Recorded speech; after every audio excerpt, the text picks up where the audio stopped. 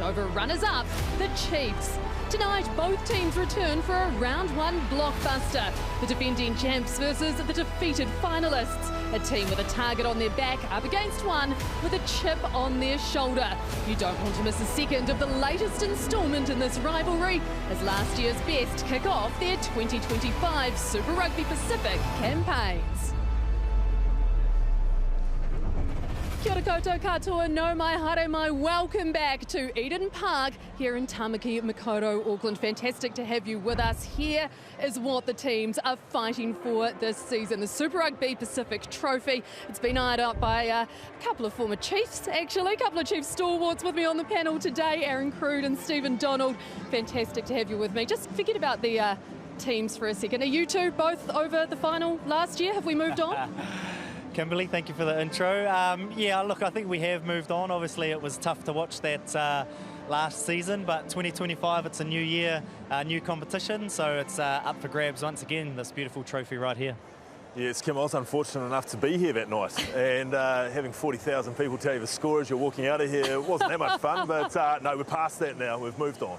When it comes to these teams tonight, who do you each think is going to want to make a statement the most? Is it the defending champs or the defeated finalists, Cruz? Oh, look, I think both teams are going to want to start the season well. That's just how it is, but I think the Chiefs will probably still be harbouring a few ghosts from last season, I suppose, in the way it ended. So I think they'll be pretty keen to come out firing. Yeah, and from a Chiefs point of view, this is a special week. You know, I know it's Eden Park and it's the home ground of the Blues, but it's the one round robin game a year, I reckon, that the Chiefs boys play the emotional card probably more than ever. So they'll be well and truly up for this on top of that final result.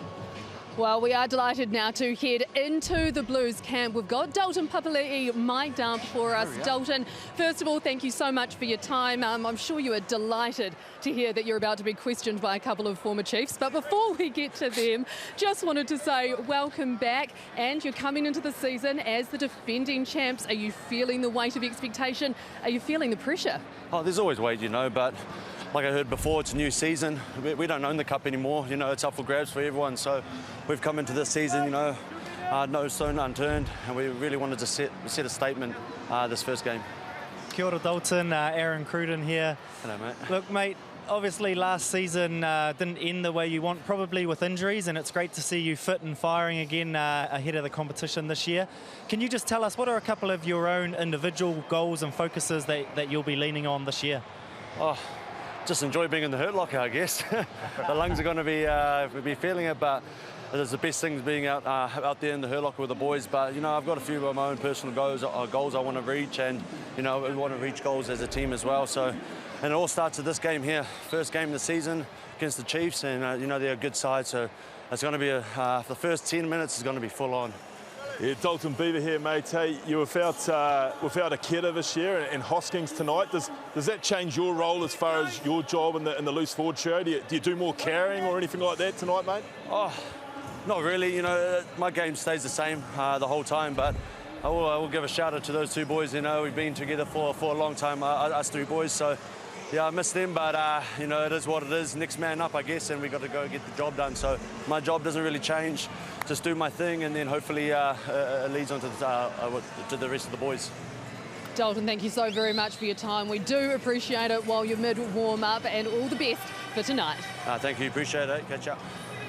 And you heard Dalton say there, they do want to go out there and make a statement tonight. Undeniably as well, they have some returning and new personnel who will be just as keen to try and make sure that happens, including a certain Beauden Barrett. Now, is it just me, or does it feel a tad arrogant to go win a championship and then bring Beauden Barrett back?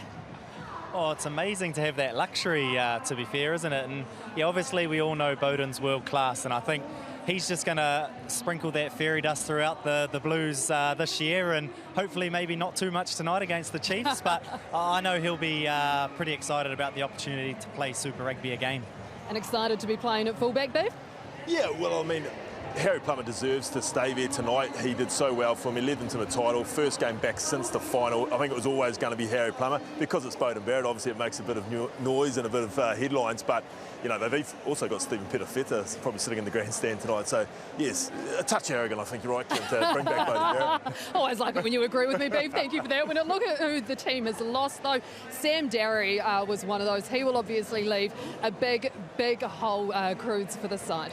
He will, yeah. He was just one of those consistent players for them last year, and that obviously led to All Black selection. So to see him out with injury, it's devastating. But as Dalton mentioned too, it's just that next man up mentality. Well, and here's one man who is going to be celebrated tonight. That is Ofatunga Fasi. He is going to be bringing up, yes, that magic number 150 caps for the Blues tonight. What a remarkable achievement. And I do understand, actually, Cruz, that you've been getting a few anecdotes about him in this week. Yeah, I have. I did a bit of digging and spoke to one of his teammates who actually had this to say about him. Ofa is a selfless family man off the field, a fierce competitor on it. He always puts his head down and continues to work on mastering his craft, and that's why he's a true Blues legend.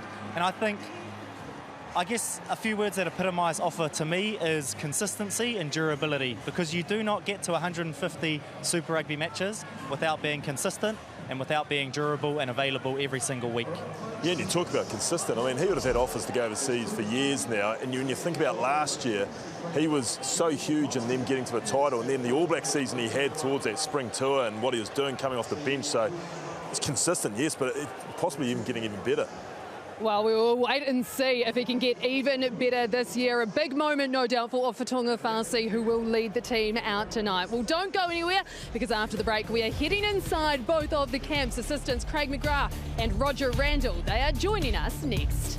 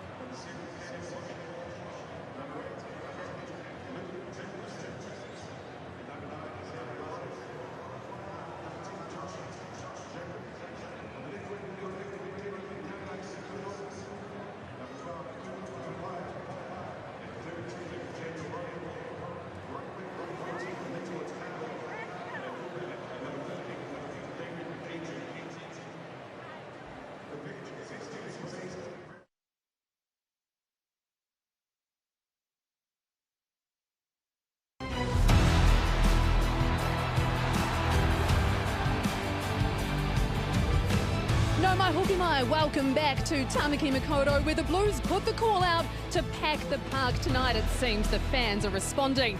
No doubt plenty, though, have made the drive over the Bombays to get in behind the Chiefs as well. Let's head straight into their camp now. Jeff Wilson is with assistant coach Roger Randall. Roger, welcome back to Eden Park. I'm sure no shortage of motivation within the group. What's the mindset during the week? Oh, we've had a pretty good pre-season. I think a couple of areas we've been trying to shore up as our set piece, being physical, both sides of the ball, and our discipline. In terms of mentally going into a game, which is a rematch of a final, how have you approached that? Have you tried to just make it a start of a new season? Yeah, obviously it was something we reflected on at the end of the year when the boys come in, but yeah, we've been, it sounds generic, but we know it's a new year and we're just excited about that. Let's focus on the Blues then. What are you expecting from this version in 2025? They'll be big and physical. They're pretty good around a set piece as well, so that's their physicality, especially ball in hand, close quarters, can be hard to stop. And a decision maybe to put Damien at fullback, the reasons behind that? The All Blacks come in a little bit later than the other guys. We've been training for about 8 weeks together, so All Blacks been in the last couple of weeks, and they'll have some impact. Right, good luck. Thank you. Cheers. Great to hear from Roger Randall there, expecting a big physical sort of style coming into this year, and especially from the Blues, as you would expect. Whether they're able to counter that, well, they've got their own gains and losses, their own ins and outs, the Chiefs this year, including a certain hooker up from the Crusaders in Brodie McAllister. Leroy Carter as well will get a start tonight. He comes out of sevens. Cruz, what are you looking to see from them? Yeah, well, I think whenever a player sort of backs themselves and puts themselves in an uncomfortable position like Brodie has, moving out of Christchurch and coming up to Hamilton, you hope that those guys go well. And he gets the opportunity to start tonight. He's going to have to be physical, but he's going to have to nail his core roles. Then you go down to Leroy Carter, and he is just a ball of energy.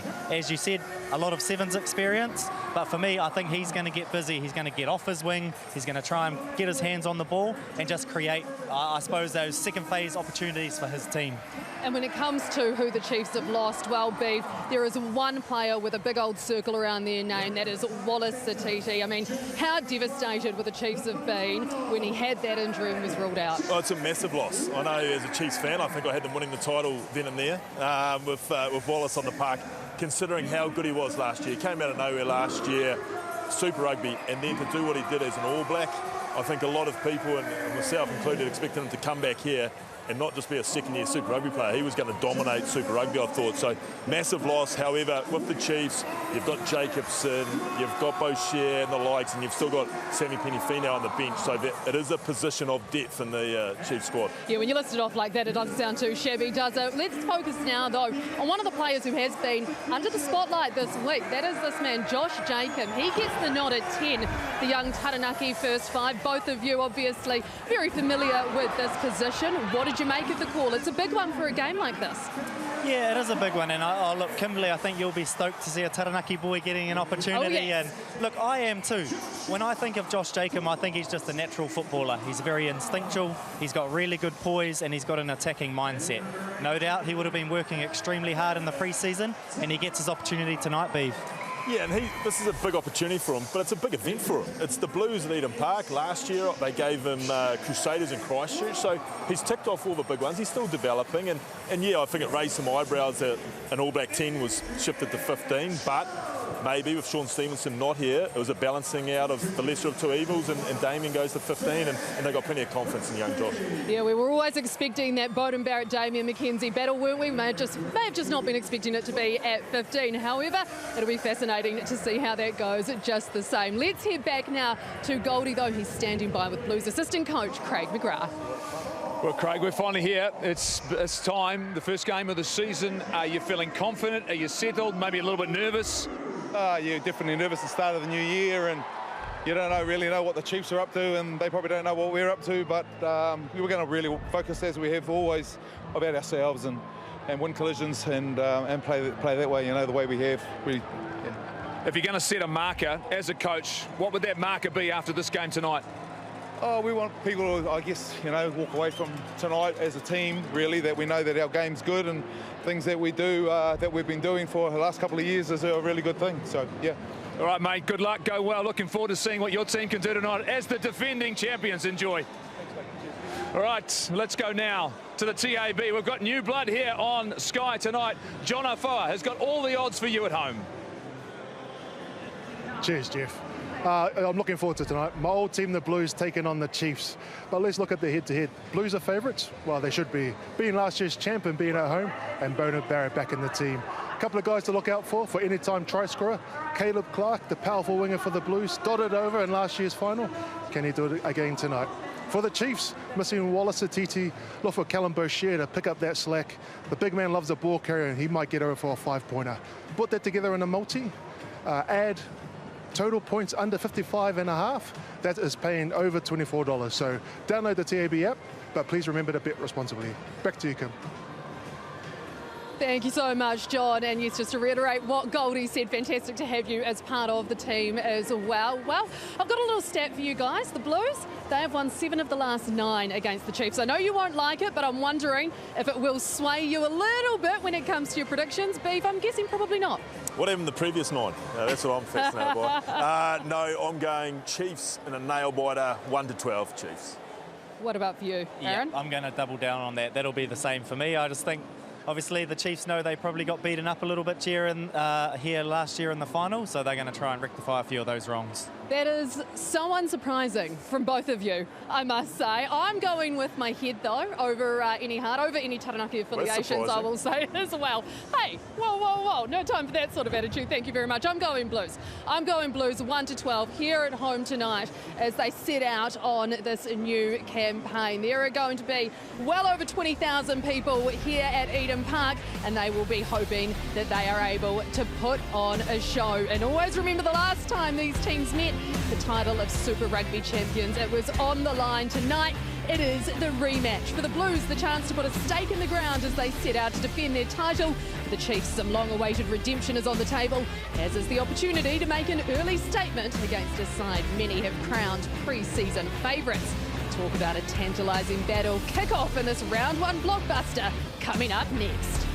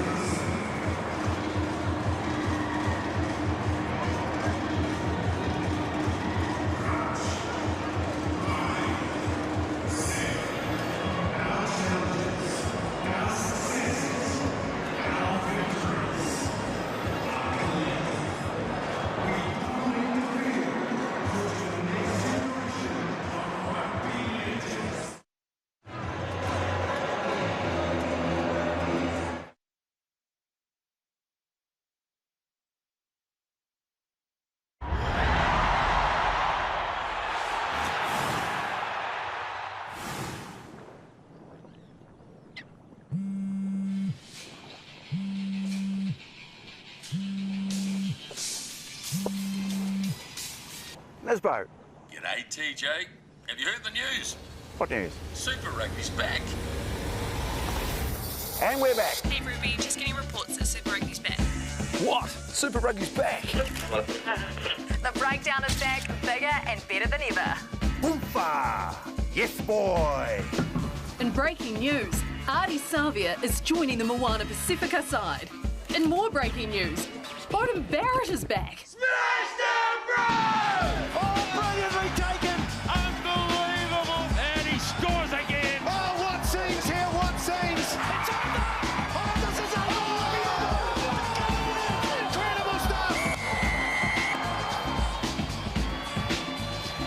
A beautiful evening in Tamaki Makaurau, a healthy crowd pouring into Eden Park, and a rematch of last year's final. What better way to kick off Super Rugby Pacific 2025 in the city of Sails?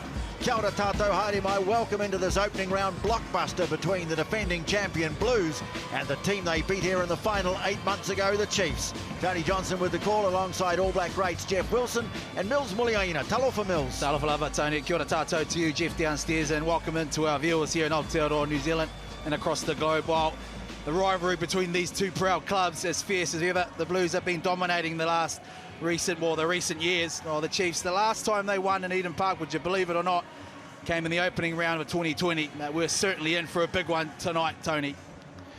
Now, as we take a look at the teams, there's a very settled and familiar look to the Blues side tonight. Kurt Eklund is out. Ricky Riccatelli starts at hooker with Marcel Renata and Ofa Tu'ungafasi. Sam Darry, a pre-season casualty, but Lachlan McQuannell was good value in 24. Partners skipper Patrick Tuipulotu. Akira Ioane has moved on, but it's still a very strong loose trio. Segner, Suafoa, Papali'i. Bit of a surprise behind the pack. Vern Cotter goes for Taufa Funaki, and Harry Plummer has his 9-10 combo. Power and pace in the midfield. AJ Lamb and Rico Ioane, and a lethal all black back three. Caleb Clark, Mark Talia and Beauden Barrett. Potential debutants on the bench in hooker Nathaniel Pole and Shay Clark, as well as All Blacks Angus Ta'aval and Finn Christie. To the Chiefs we go. Props Ollie Norris and George Dyer. They join new recruit and former Crusader hooker Brodie McAllister. After a couple of tough years with injury, it's fantastic to see Lock Josh Lord season start off. No doubt he's eager to make the mark on 2025. Arkoi beside him. No Wallace Tatiti this year, but still a solid looking loose trio. Boshier Parker and skipper Luke Jacobson. Thrilling talent. Josh Jacob takes on the director's seat in jersey 10, Xavier Rowe at 9. The midfield, well, it sees a physical duo in Quinn Tupaya and Daniel Rona. Potent back three, debutant Leroy Carter, Nono Seturo, and the ever dangerous Damien McKenzie at the back. And speaking of dangerous, just wait for what's to come off the bench. 5 of the 8 are All Blacks, Vai and Finau up front, Ratsama, Leonard Brown and Narawa in the backs. Well, real energy about the stadium, taking it all in sideline. Jeff Wilson. Tanako Tony, Talofa Mills, kia ora koutou everyone. Yes, great energy, as you said, TJ, inside the stadium tonight at Eden Park. Close to 25,000 strong, enjoying warm but windy conditions coming from the east. Playing surface is perfect, firm and fast for two teams ready to attack their season opener in Super Rugby. I like the Blues. The Chiefs have a pretty settled squad. Just 2 new faces in 7-star Leroy Carter and their off-season signing Brodie McAllister from the Crusaders. Beaten finalists the last 2 years. They have started each of the last 4 seasons with a win, but they haven't won at Eden Park since 2020. They're looking for a big early statement here tonight, the Chiefs, and also to erase the pain of a crushing defeat in last year's final.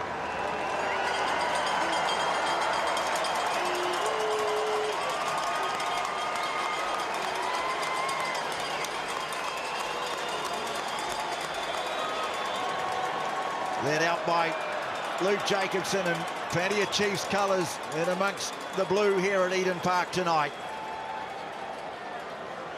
There's the skipper, and now for the Blues, well, for the first time in 21 years, they start a season as defending champions of Super Rugby, and they mark a significant milestone too, as Ofa Tu'ungafasi becomes just the 2nd Blues player behind the great Kevin Mialamu to reach 150 games for the club. The start of his 13th season, this powerful prop out of Mangere College in South Auckland. Played some of his best rugby last year in 2024, and certainly found the Vern Cotter style very much to his liking.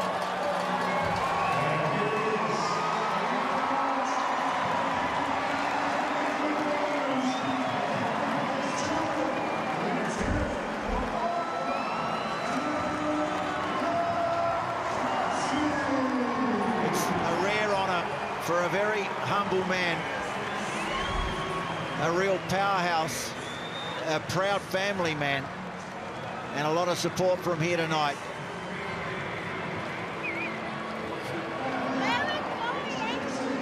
What a year 2024 was for the Blues, a team that over the years has promised so much. Last year they really did deliver. Big win over the Chiefs in the final. They'll be looking for any sort of win here tonight to kickstart their season.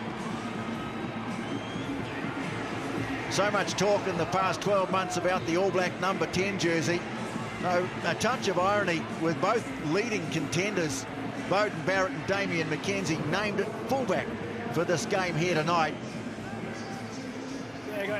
A more distant head-to-head than most were expecting, but both coaches had their reasons for playing these players at fullback. No doubt they'll both have a license to pop up wherever, whenever the situation demands.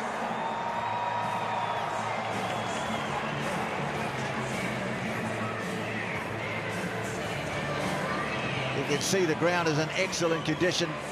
Matt Damon is our referee, joined by fellow Queenslander Jeremy Markey and New Zealand's #1 Ben O'Keefe, back from Six Nations duty on the sideline. TMO, another from the Sunshine State, Brett Cronin. Blues won the toss. They'll kick off. Already 3 thrillers so far. What can this one bring? Kick off down to the 22. Josh Lord took it just a little awkwardly, but he's managed to control it. And the Chiefs will go to work. Outside! Away to your right in the first half, wearing their away strip, and an early touch for Josh Jacob, and he hasn't hit that one well. Goes straight to Beauden Barrett, so an early touch for the man back in Blues colours after a year in Japan. And now they'll go to work. They used their big men so effectively last year. Ricky Riccatelli with the carry. Taufa Funaki sends it away to his right, through the hands. AJ Lamb trying to thread his way through. Funaki in quickly. Harry Plummer with the carry down the short side. Renata now, who's working their way towards the 22. Now Barrett spots a bit of space out on the left. It's a good kick too, sliding in to take it, and offloading it was Setner. Kept alive by Clark and picked up by Tu'ungafasi. Ball there for the Blues. A nice extended period of play in possession for them at the outset of the game, although Renata is driven back in the tackle. Now the carry from McQuannell. Funaki away to his left. Clark is there. Riccatelli again. Again, some good, solid defence. The Chiefs getting up, but he's able to offload it away to Renata. Pick and go. Suafua making metres inside the 10. Tuipulotu, the captain. Funaki, this time stabbing a little kick through, awkward at the back. Jacobs gathered it, finds McKenzie, and he'll put it away into touch. And it's a good touch finder too from Damian McKenzie. Takes play back down over halfway. Well, they needed to get that down the other end, didn't they? The Chiefs, they know anything inside their half. The Blues, they don't mind carrying and holding that pressure. Beauden Barrett, he recognised there's a bit of space out wide, given how narrow the Chiefs' defence was. Come in. Just didn't quite get the execution he was after, Jeff. Yeah, really direct once again for the Blues. Very narrow in their attack, but very effective for large carries. The Blues had a good line out. The forwards provided such a good foundation for their win last year. And they win their first one. That's one! Riccatelli on the mark. And now he's got it in the boot. Funaki goes to the air. Clark giving chase. McKenzie calling for it. Now Carter, first touch for him in Super Rugby, and it's a good one too. Down to the 10-metre mark he goes. All the action so far has been inside the Chiefs' half. Now McKenzie goes looking for a high crossfield kick. Rona getting up after it, loose. Barrett can't control it, goes over the sideline. It'll be a Chiefs throw to the line out just inside the Blues half. A little bit feeling out both teams, isn't it? Damian McKenzie just putting one up there, seeing what Mano Seturo can do, put some pressure on. First real opportunity inside the Blues half for the Chiefs. First 3.5 minutes have been dominated by the Blues. Oh boy, big hit made by Dalton Papali'i on Jacob. Now the kick bouncing at the back for Plummer, and slipping a little. There's been a bit of rain around Auckland today, just a few showers throughout the day. So maybe a little moisture on the surface. Let's go, Hughes! Funaki. Another high kick down over halfway. Coming forward, Jacob taking it. Talia was on top of him, but he's done well. The young number 10 for the Chiefs. And now their forwards will start to go to work. Ollie Norris. Balls there, Hughes! Coming for Xavier Rowe, getting the start ahead of Cortez Ratima tonight. He pumps one down towards the 22. And taken beautifully in the air by Plummer. Beats one. Put on the ground. That's on the Blues 10. Barrett in at first receiver. McQuannell now. Funaki, Barrett again. Double pump. And then flings it away to Rico Ioane. Makes good ground. And the offload away to his centre partner, AJ Lamb. Funaki, Blues now looking to build some momentum through Riccatelli. Now the racket form. You're fine. He's going to roll. But He's the penalty actually goes against contest. Naitua Akoi. Akoi just didn't roll away just after he 4 tackled there, wide's going to roll. That allowed Josh Lord to get in. How about some of this skill set? Beauden Barrett once again finding the outside Let's go, please, channels with the pass this time. Yuko Ioane showing good strength, the offload to complement that too. Just so powerful. Really high tempo to start the game, and even there the Blues taking a moment to gather themselves. Ball's been in play, it's been fast. Damon Murphy himself, you can hear in his microphone. So that tempo that Super Rugby's been looking for, we've seen it in the first 2 contests, the first 3 contests this year, and it's taken an effect on these players. Good contest. Here's the rolling away from Naitua Akoi, not quick enough, and there's the penalty. Yeah, nothing wrong with Lord. It was this man who was penalised, and they've opted not to take the shot at goal. They go for the line out.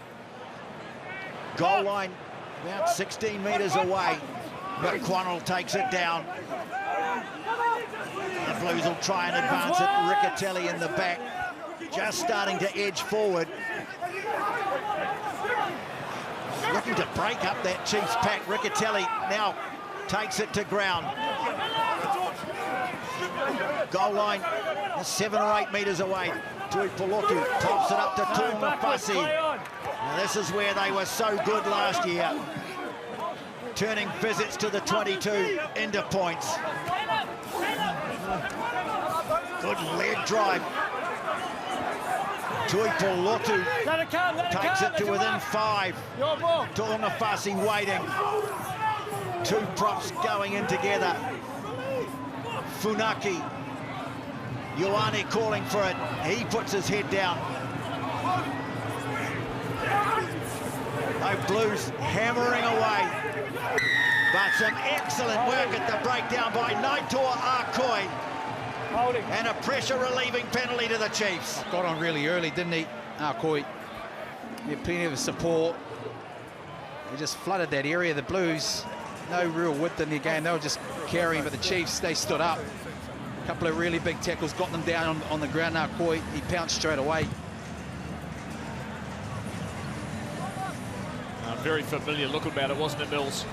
Very much 2024, where it was direct, the numbers were in close, it was about body position, and just that delayed line there, it just got open for a moment to Segner, and the work from Naitua Akoi, outstanding. Well, the tactic never surprised anyone last year, the way the Blues went looking for points, but you can tell that these guys have certainly put in some homework, looking at how to defend it. What a bench the Chiefs have tonight. 144 test caps in all. Anton Leonard-Brown there, Cortez Ratima. Aidan Ross on the edge there. Emoni Narawa. Tuvovai. Let's go, lads. Ready? Time back on. Stay there, Blue. And the Blues bench. A couple of All Blacks there too. Angus Ta'aval. 4. Finn Christie. And a couple of nervous newcomers. McAllister finding the mark early at line-out time. Akoi. And now the kick Down to Beauden Barrett, and he'll put it high. Coming down just inside the half of the Blues. It's taken beautifully by Rowe.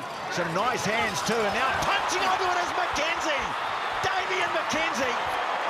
Good tackle made on him, but now the Chiefs threaten. Akoi takes it inside the 22. The Chiefs surviving a raid by the Blues now go hot on the attack. Tupaya. Rowe wanted quick ball, finds Jacobson. Jerome player out now, Blue. Forwards bunching up, looking to keep driving ahead. Boshia. McAllister. Carter goes in, looking to clear it. George Dyer. No inclination to spread it. They've got the advantage here, though. All the forwards and half the backs bunched around that far corner of the ground. Carter trying to slip his way through the defence. Put into touch, but it's a penalty to the Chiefs. Oh, this is the threat they possess, don't they? No worries. Should be a yellow card. You don't get your kick right. Beauden Barrett, he recognised they were deep, so he tried to go short. Almost got a bit of wind and flew back. Rowe got onto it, and the hands really of Boshia to ignite Damien McKenzie, and then they just went to shape, building some pressure, the Chiefs. Just in regards to that wind, it's really swirling around the stadium for the kickers. It's hard to sort of predict which direction it's going to go. As players, you need to be wary. So the Chiefs go for the line out, won by Lord. Goal line, just 5 metres away. McAllister has it in the boot. They break it away to the right. Now they're just a couple short. Carter having a go for the line. Rowe wants it, and another penalty advantage. Swing it away on the right. Riccatelli's there to make a tackle, and it's another penalty. Got to roll away, boys. I think it's 2. Well, concerted pressure now coming from the Chiefs. Survived the early onslaught. Now they'll set up a line out 5 metres from the line. Yeah, you're fine, yeah. Let's go wide in.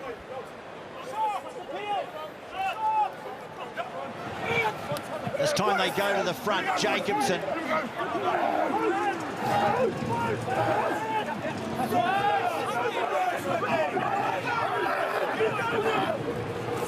Now it's gone down in a heap. Tupaya now. They'll switch it back to the right. Ollie Norris has a go at the line. Akoi has a go. Just short of the line. They have another go through Norris. Rowe, another advantage. Blues will have to watch this. Yeah, advantage. Jacobson, quick hands to Jacob. McKenzie wrestled to the ground. Now they're out in front of the post. Tupaya wanted it quickly. Rain starting to fall, and I think there's a card coming out here. If not, it'll be a warning. You're clearly under pressure, okay? That's a couple of penalties now. Have a chat, otherwise someone goes to the bin, yeah? Captain, so you got an offside here, but they're not rolling it back over there. Huh? We're here or over the sideline?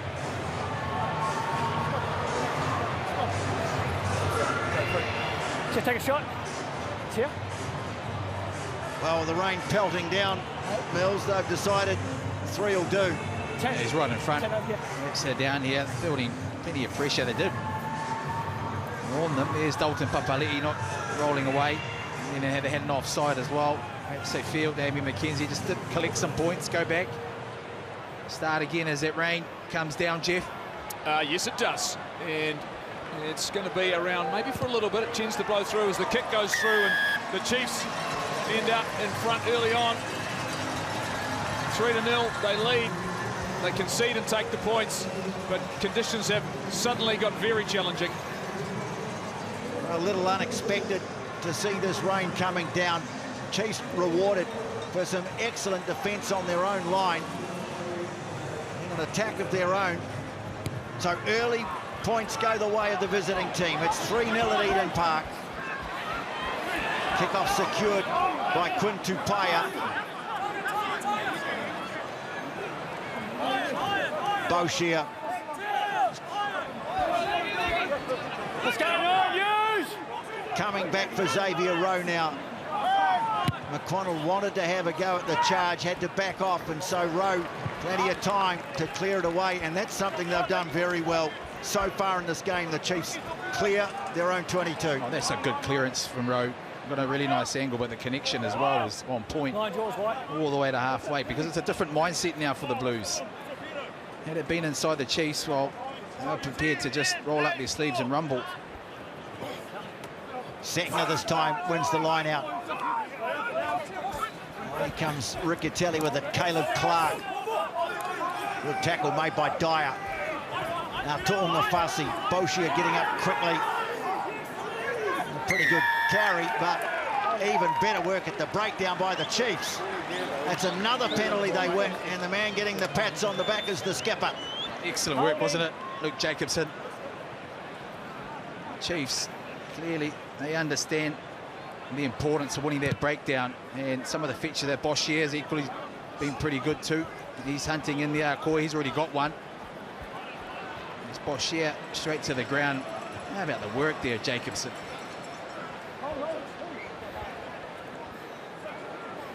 Hold the line, Blue. Penalties hurting the Blues, giving them away both ends of the field. McAllister for the Chiefs. A good take by Lord. Now Tupaia. He'll do that all night if they ask him to. Simon Parker now. Jacobson. So they're building nicely. Boshier quite happy to take the hard yards themselves. This time the ball's spilt clear though. And so the Blues will get an opportunity to clear it away. Scrum. Blue ball. Not sure who that was. Just got on the ball, had a really good Here's fight. your mark, boys. 30 seconds. Let's go, please. Come on. Ball carrier. Mark set.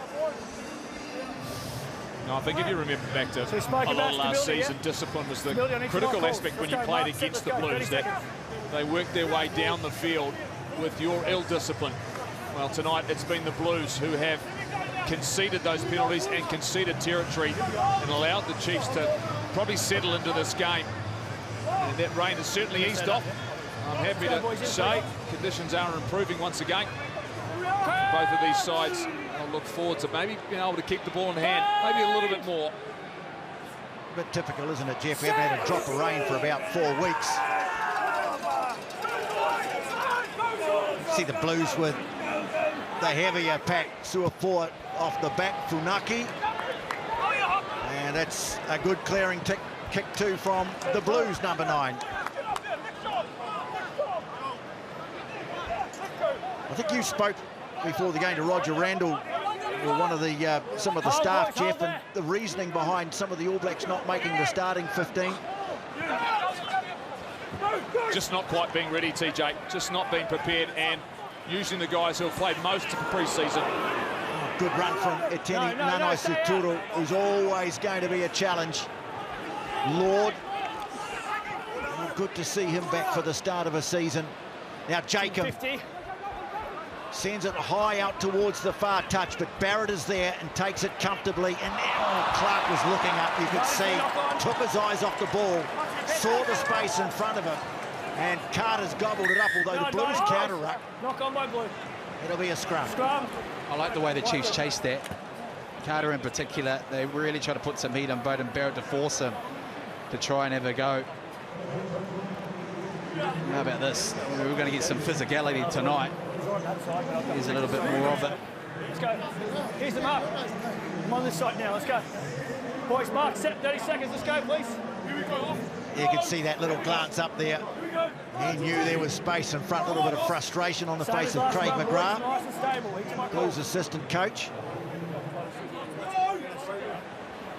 Yeah, Carter for me is a really nice addition into this Chiefs squad. Coming out of the Sevens program, plays with great confidence, and he'll recognise the challenge in front of him. Caleb Clark there made a good decision, balanced himself up. And Clark just had a wee look. There for Xavier Rowe. They work it into the midfield, and again, it's Tupaia who puts his hand up. Clark looking, rather Rowe looking to lob a little kick in behind. And bouncing it out at a touch inside the 22. Gee, I tell you, they had no one there out the back there, the Blues. Carter, he'd become the first receiver. Had he been on that edge, it would have been an interesting chase. Cross, wide, cross. Well, the territory stats as we approach the quarter-way mark in the game evened up considerably since those opening minutes. Riccatelli finds McQuannell. And Plummer kicks it high down towards halfway. Taken by Carter. McKenzie looking to dart off that left foot. Taken on the 10. Rowe is there. Through the hands, a little goosey there from George Dyer. Been working on that over the summer. Croy takes the infield pass from his locking partner, Josh Lord. Let's go, Hughes. McKenzie in at first receiver. And now the wide floated pass away to Daniel Rona. First touch for him, can't get past Telia. Chance for the Blues maybe to counter-ruck, but it's there for Xavier Rowe. Jacob onto McAllister. Let's go, 9 Hughes. That's inside. Now Rowe, well that one is high, no great depth on it, but too much of a challenge for Barrett coming forward. And it ricochets back into the hands of the Chiefs.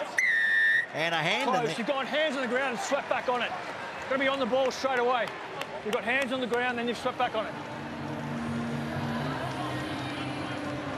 You almost get the sense that the Chiefs are really starting to find a little bit of rhythm. They're putting the Blues under pressure.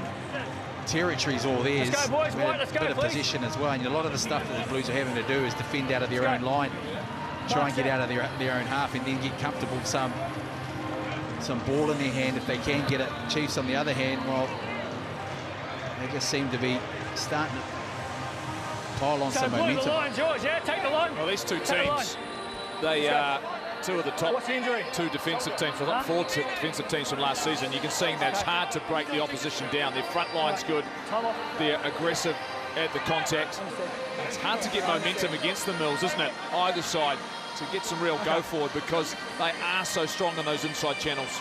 Yeah, absolutely right. You almost get the sense once they don't get that momentum, they want to kick and try and find some space, almost try and force a mistake out of the Blues coming out of their own half.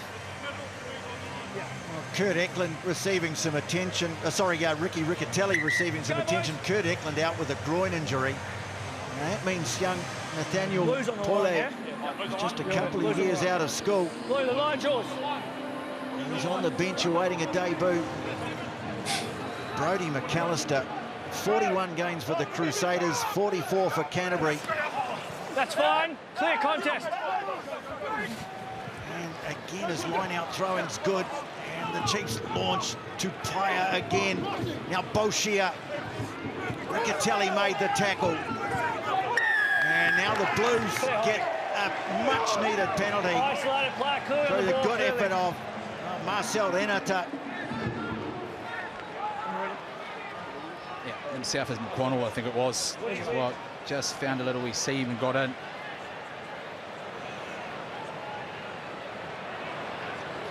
Well, it's been a bit of a contrast to the games we've seen so far. Been a phenomenal start to Super Rugby, high-scoring, thrilling matches, but this one, it really is a wrestling match. Hold that. Perfect.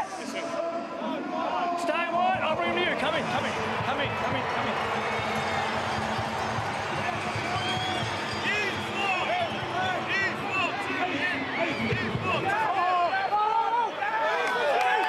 Well, he took too long. They're on the clock, and it's a free kick to the Chiefs. Tupaia, well, runs straight into Lamb. and Ioane, no way through there. Boshia. Torna Fussy made the tackle. Akoi chopped down around the ankles.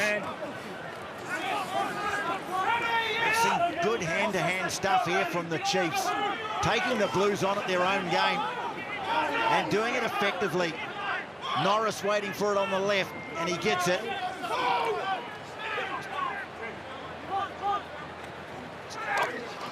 Just keep coming at the Blues. We're on a warning, remember, for penalties inside their own danger zone. Rowe goes a little wider. Rona is there. Now Boshia. Renata making the tackle. Rowe had a look at the short side, then passes it away to Tupaia, who slips a couple of tackles.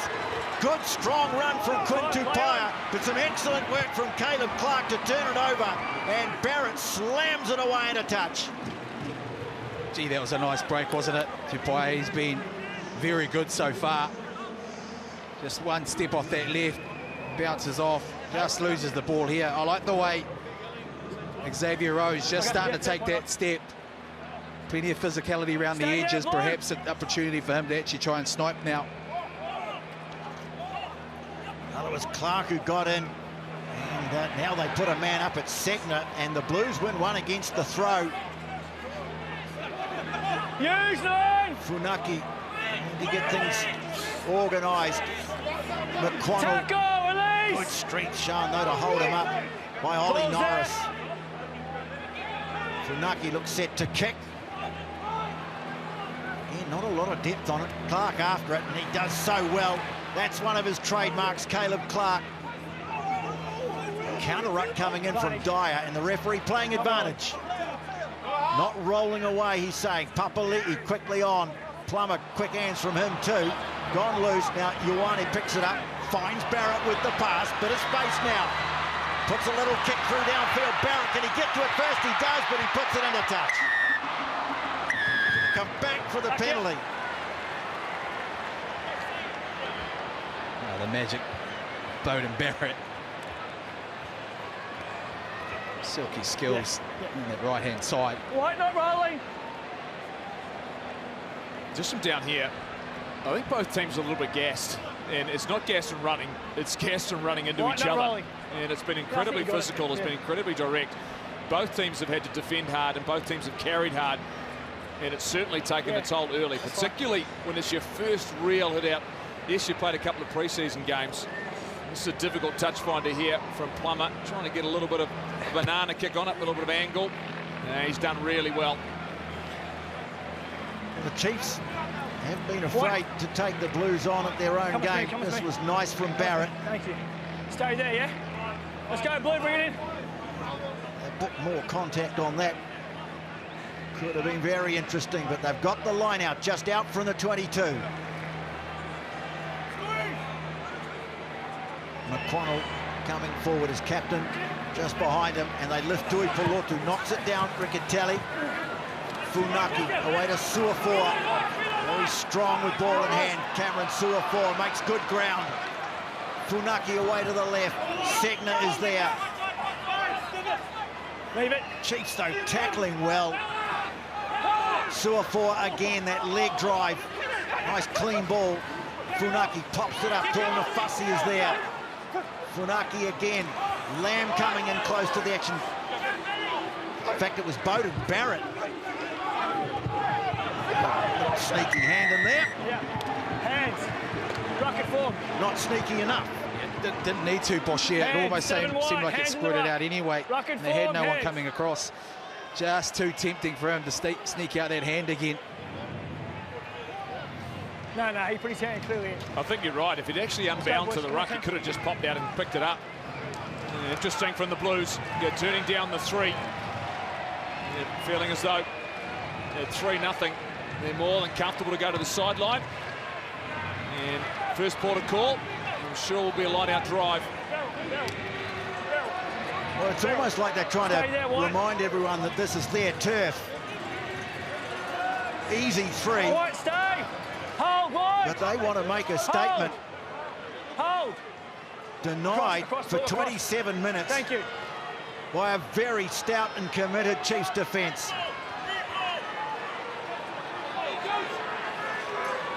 Tuipulotu comes forward, brings it down. They funnel it back to Riccatelli, but they have to use it.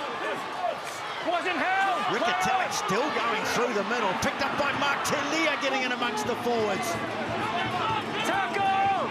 He's put on the ground, and once again the Blues forwards roll up their sleeves. Another advantage. Riccatelli pops it away. Papali'i over.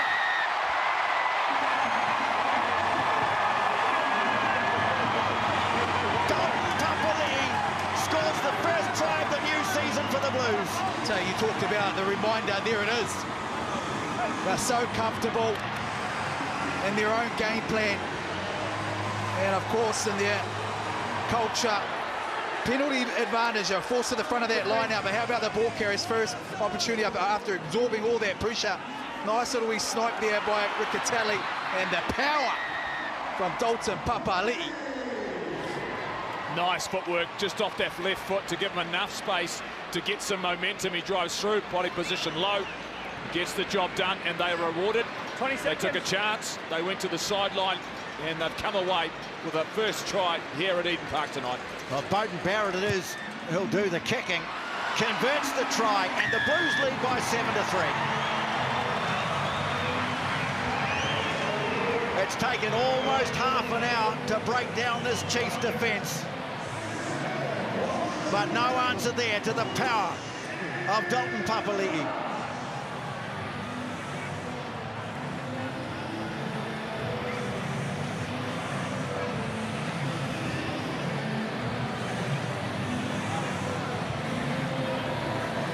So it'll be Jacob to kick off. Coming forward, Barrett. Chiefs trying to counteract, but Funaki very strong, emerges with it. Tu'ungafasi. A bit of a tangle away to the left. Play goes to the right, and AJ Lamb. Let's go, 9, use! Funaki's got to go to the air here. It'll be Telia to give chase. Coming forward, taking it nicely, Jacob. He's been grabbed by Telia. Put on the ground, just on the blue side of halfway. Lord looked for the infield pass, decided to hang on to it. Now they'll go to the left. McKenzie quickly on. Nanai Seturo. The tackle made by Segner. Lord again. Heavily involved in the first half hour. Rowe steadying for the kick. Pumps it down towards the 22. And taken nicely by Plummer. Beats the first couple. And Akoi looking for a lift on the ball. Support arrived just in time for the Blues. Out the back door, Barrett. Oh, big flyer on him from Daniel Rona.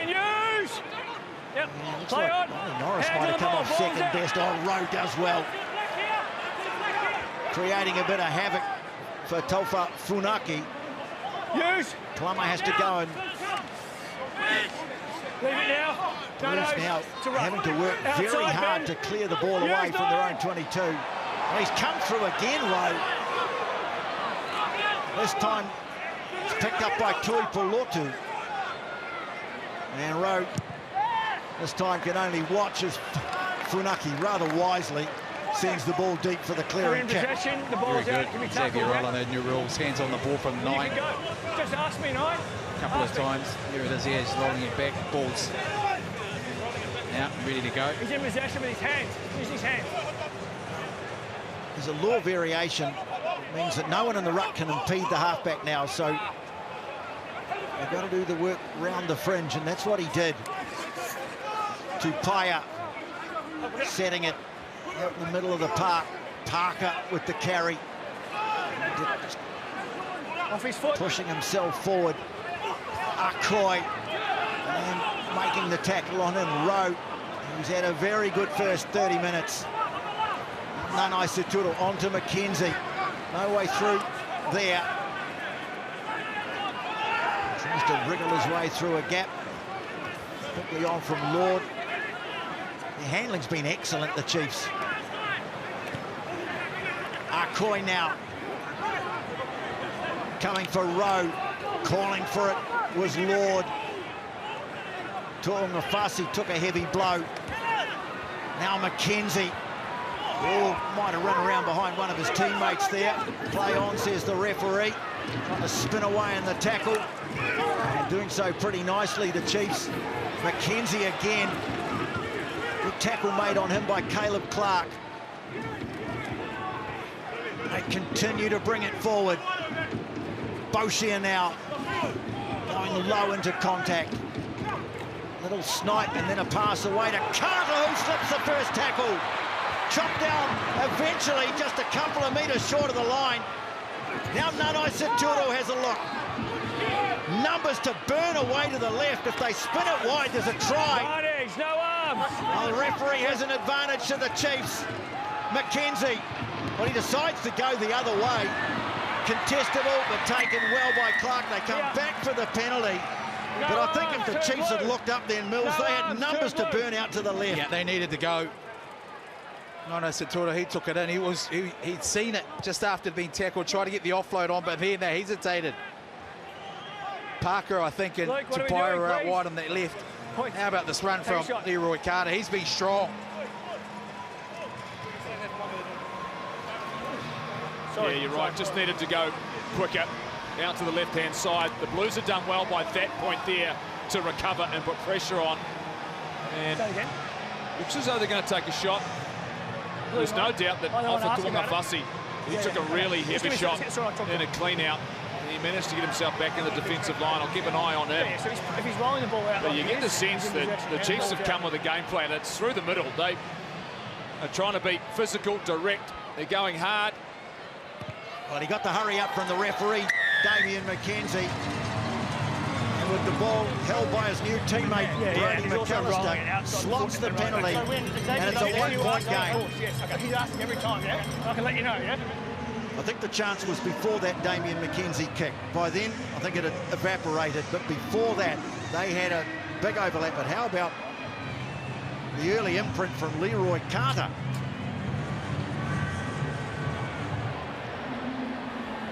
It seemed like such a valuable member of the New Zealand Sevens team, a hybrid player if ever there was.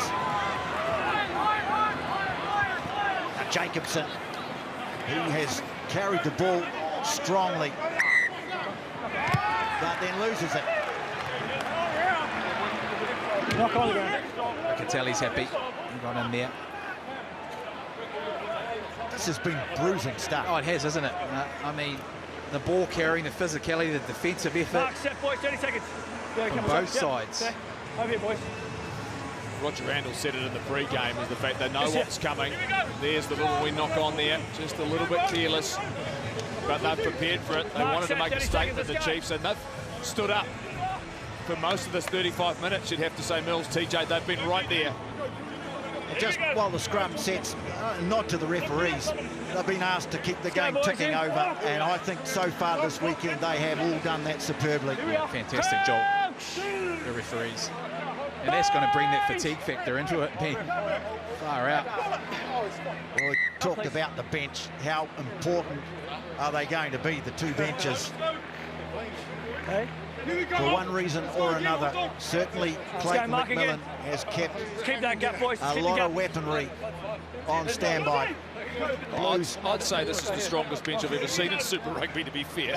Hold the gap, hold the gap, You start please. looking at some of those there. Tupabai, Sinifini Finau, Cortez Ratsama, Ton Leonard Brown, Amoni Narawa, Slater, Ross and O'Neill. There's so much experience, so much talent, ready to make an impact. He's got a cut, he hasn't even played. That's how bruising this one is. Good scrum opportunity here. Chiefs trying to put the heat on, but it's there for the Blues. Lamb takes it. Goes hard at Rowe, just managed to hang on around the ankles. Blues have it on the 22, and there's space away on the left, picked up by Caleb Clark. Chops back in field, running strongly. Parker got out and made a good tackle. You're pushing it out, please. Blues need to clean it out. It's there for Funaki.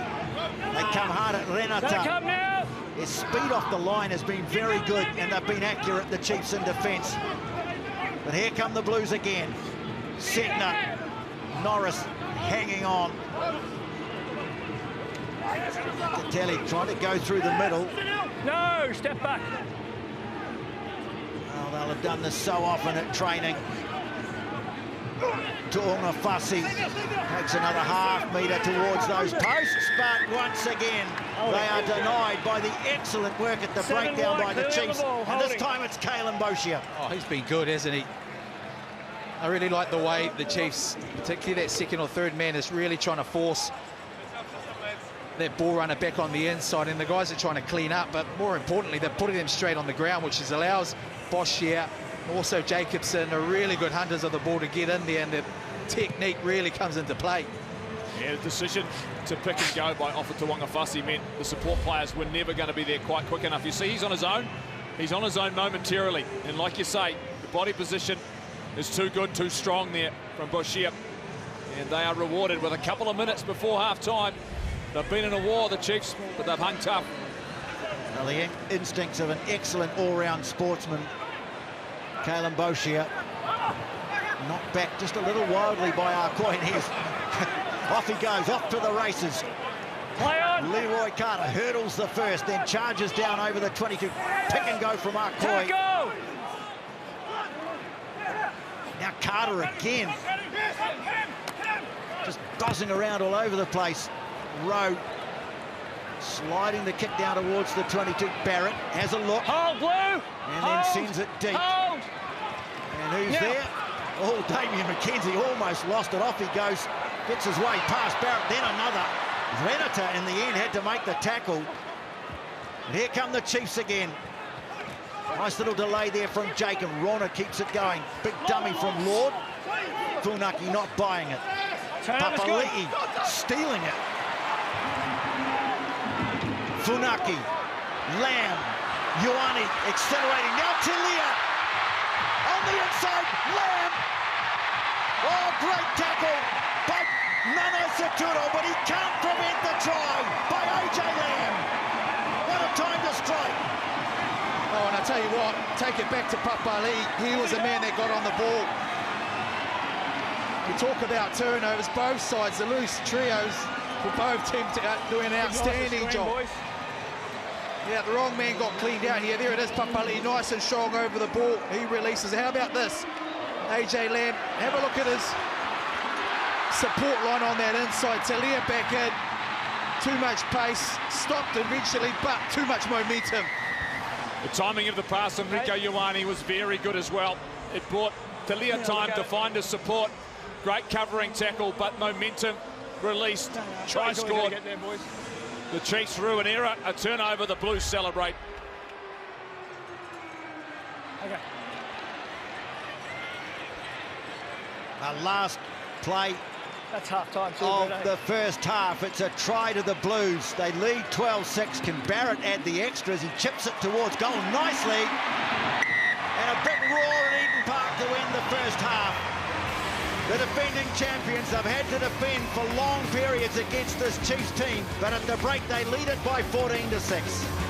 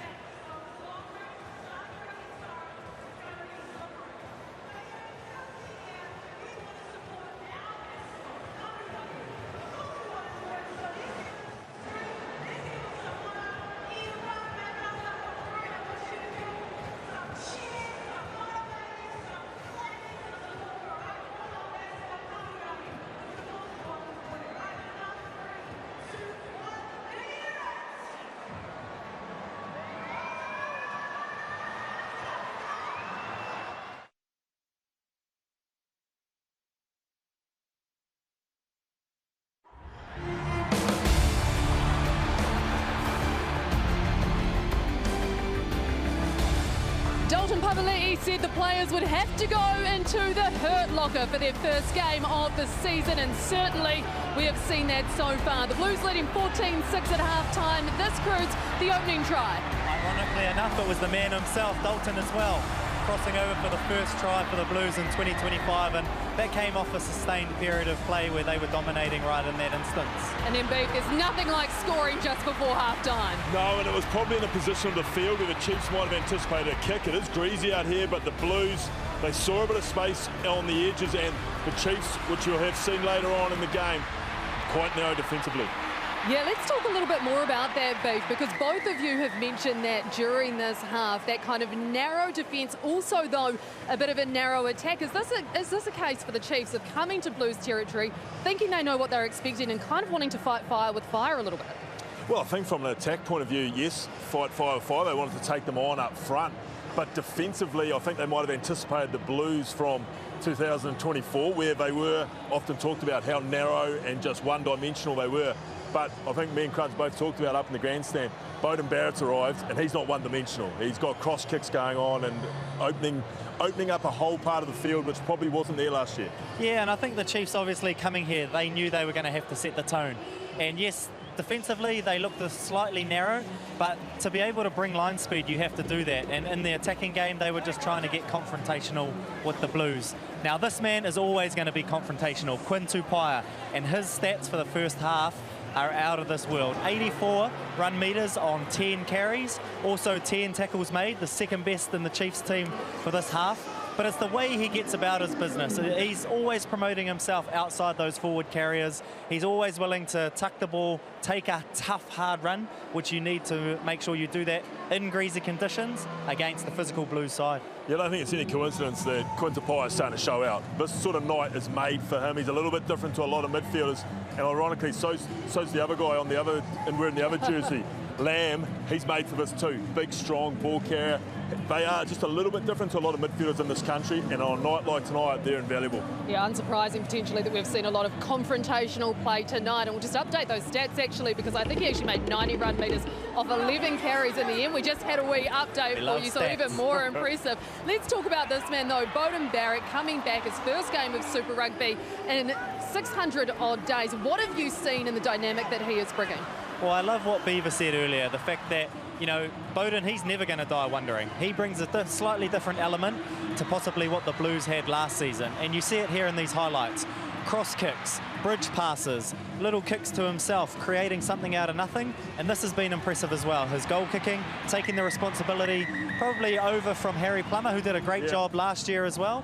And Beauden's really stamped his mark on this first half. And Vern teams are always going to be confrontational. They're always going to try and bash the front door down. But now you've got Bodie there who's going to see something, right, I'm just going to do it. He sees, he does. You know, Bodie doesn't sit back, and as Crud said, he doesn't die wondering. And the cross kick, the big skip pass, that's just a little aspect that teams are going to have to stay awake to this year with Beauden wearing the Blues jumper. Well, I wonder if any of this has changed the calculations a little with the TAB. Let's find out. Let's head over to John Arfoa, who has the latest with the odds. John, you're over there. Oh, thanks, Kim. Oh, it's a tight game down here at Eden Park. But if you're still liking the Blues, they're paying just over $2 from 1 to 12. Anytime try scorers, let's have a look at the 2.15s. Beauden Barrett, Damien McKenzie, both been lively in the first half, but can they get over in the second half and score a try for their team? Download the TAB app, but please remember to bet responsibly. Thank you very much for that, John. And tell you what, the sport is just out the gate here on Sky at the moment, but there's plenty going on elsewhere as well, including the White Lotus. Yes, Season 3 premieres on Monday, so get ready to check into the White Lotus. Season 3 of the HBO original hit series from Monday on Max, available on Neon. Plans start from just $12.99 a month. You can sign up now at neontv.co.nz. Oh, to be a fly on the wall for those discussions in the dressing room. Do stay with us, because the second half is coming up after the break. At the moment, it's the Blues leading the Chiefs 14 points to 6.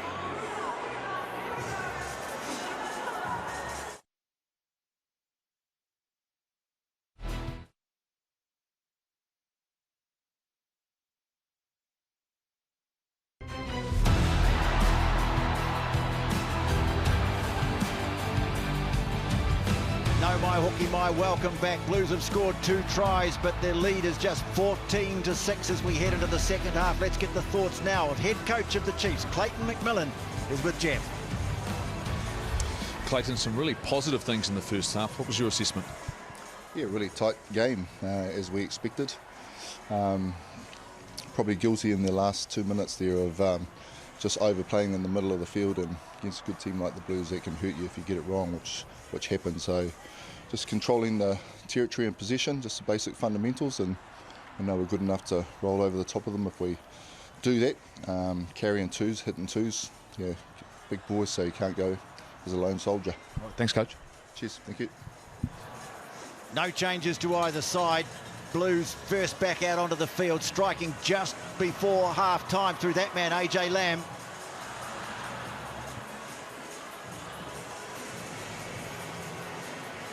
So an unchanged lineup when they go to the bench is going to be so important, how they go to the bench. Chiefs, well, almost taken the Blues on at their own game, haven't been afraid to meet force with force. Damian McKenzie, and if you've got him in the fantasy, you'll be pretty happy. Had plenty to do in the first half. One of the most popular players too.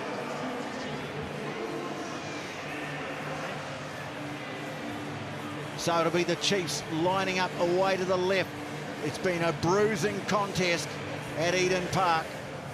8 points only separate last year's finalists, and it's the defending champions in front as we start the second half at Eden Park. Jacob chipping it down the middle, and Tupaia, who's had a sensational first half, knocks it back on the Chiefs side. Lord takes it to ground. The Chiefs still looking for their first try of the game. McKenzie, Boshier, another who's had an outstanding first 40 of the 2025 season. Papali'i coming through and gives away a penalty. No, you've gone side, mate. Here comes to the last man's feet. He thought he'd come from the back. He hadn't. Now what are they going to do? Can't tackle the 9 on. Damian McKenzie will send it into the corner. He doesn't get all of it. So the penalty count, 9-4. The Blues have conceded.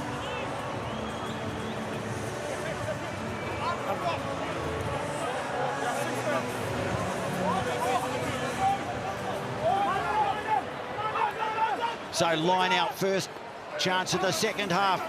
We'll go with the Chiefs. Coy brings it down, trying to advance it. Funneled it back to McAllister, edging ahead. Now it goes to ground. Rowe trying to rip it away. Tupaia calling for it.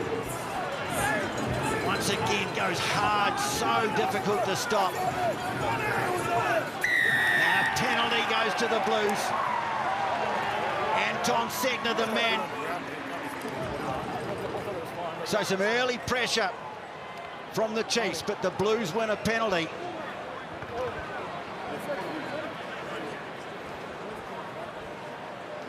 Yeah, really nice from Segner. Tupaia, unfortunately, he just lost his support players as he tried to pump his legs, keep that momentum going. Both support players went to ground. Segner, he got right over top of it, and a well-deserved penalty. There it is here.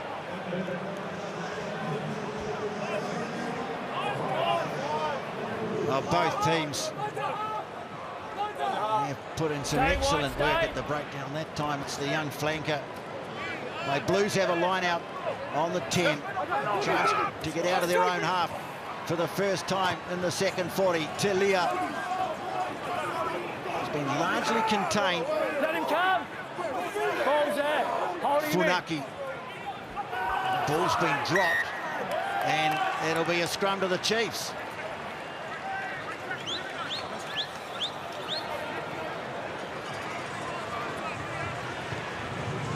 Ball handling really crucial out of the break, seeing how physical it was in that first half. Just seems taking a little bit more depth, trying to absorb some of that line speed from the Chiefs.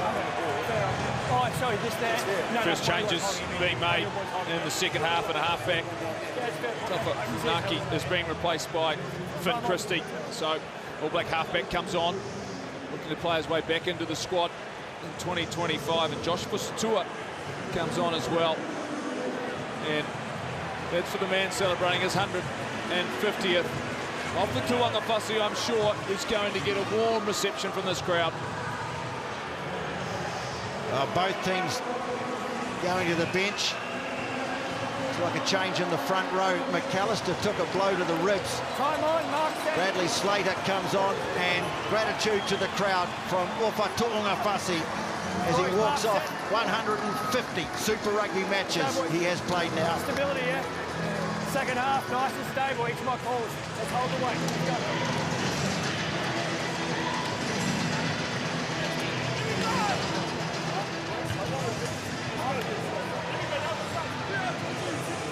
There's a good crowd in here at Eden Park tonight. Over 20,000. Blues have made a real effort during the off-season to engage with the clubs around their area. A lot of young people in the stands for this one tonight. Watching a real contest. Snatched away by Rowe. They go to the left. They've carried the ball so well in midfield. This time it's Rona. And now Telia darting forward to make the intercept. So the Blues have it. Christie away to Barrett. They sense a bit of space away on the left. Plummer drops it back on the inside. Ioane, who's looked sharp. Up towards halfway they go. McQuannell. Tackle release! Tackled by another Cambridge man, Luke Jacobson. Lamb. Tackle release! The man who scored that try just before the break. Back they go to Barrett. Hold, seven, hold. Trying to find some space in the middle, but it's closed down by McKenzie. Now he tries to chip the ball down towards the 22 and will roll it into touch, midway 22. In fact, closer to the 22 than halfway. Nice little carry here, really well read. Chiefs pleading. Telia was offside. Jacobson going in on that ball. Picked up by the AR onside. Stay there. Hold. Across. Look. So early territory in the second half with the Chiefs. No points added to the half-time score. Segner again. Referee playing advantage here to the Blues. Suafua. Infringement at the line-out. So they're under advantage as Plummer bangs it high. Telia after it. Barrett grabs it, offloads it away. Still got advantage, 9. Blues take it up towards halfway.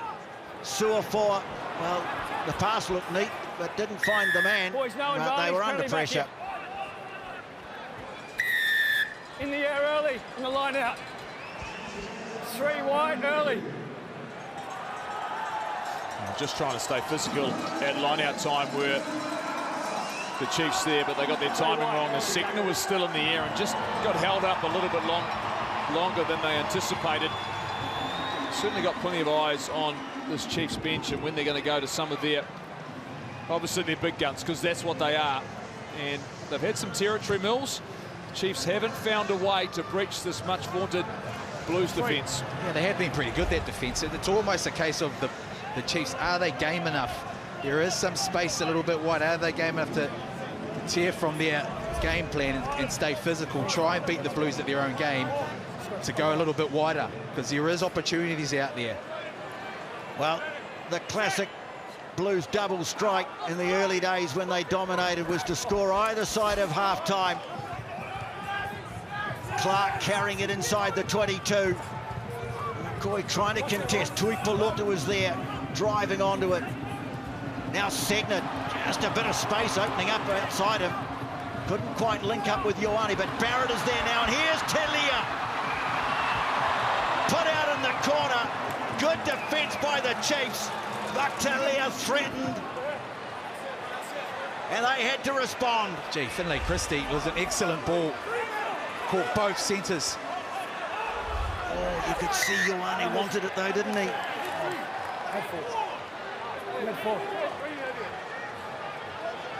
A free kick at the line out goes to the Chiefs. No one able to land a blow so far in the second half.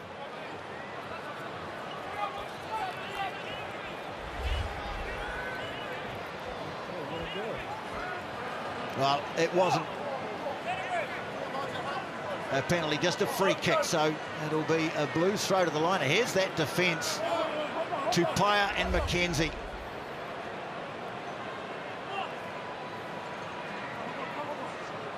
Riccatelli again. Segner doing excellent work at line-out time. Now busting onto it.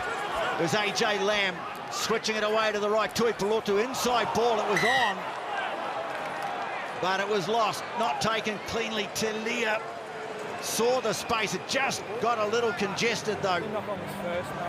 Yeah, and I asked the question before whether the Chiefs are game enough. It almost seems now the Blues have recognised some opportunities. Look at Finlay Christie's.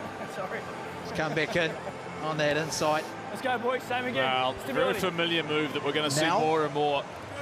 Okay, let's hear from the Blues coach, Vern Cotter. Firstly, Vern, first 40 minutes of the season, what did you like? What do you need to work on in the second 40? To be fair, probably not a lot.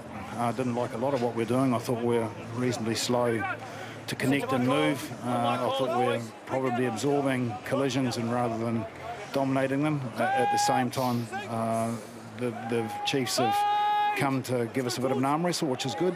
We expect it to be hard, and it is. And luckily we found a bit of space on the edge, and I think if we can just keep the ball, I just saw then a couple of good initiatives to carry, but was let down just through handling. So I think we're building our way into the game, even, I would say slowly, but yeah. I'll tell you what, Vern Mills here, it's a physical encounter, all right? You've gone early with the bench, Finlay Christie and that on. Lots been talked about the Chiefs bench as well with the All Blacks. What's your specific sort of message to the guys coming on now to make sure you enhance that sort of level?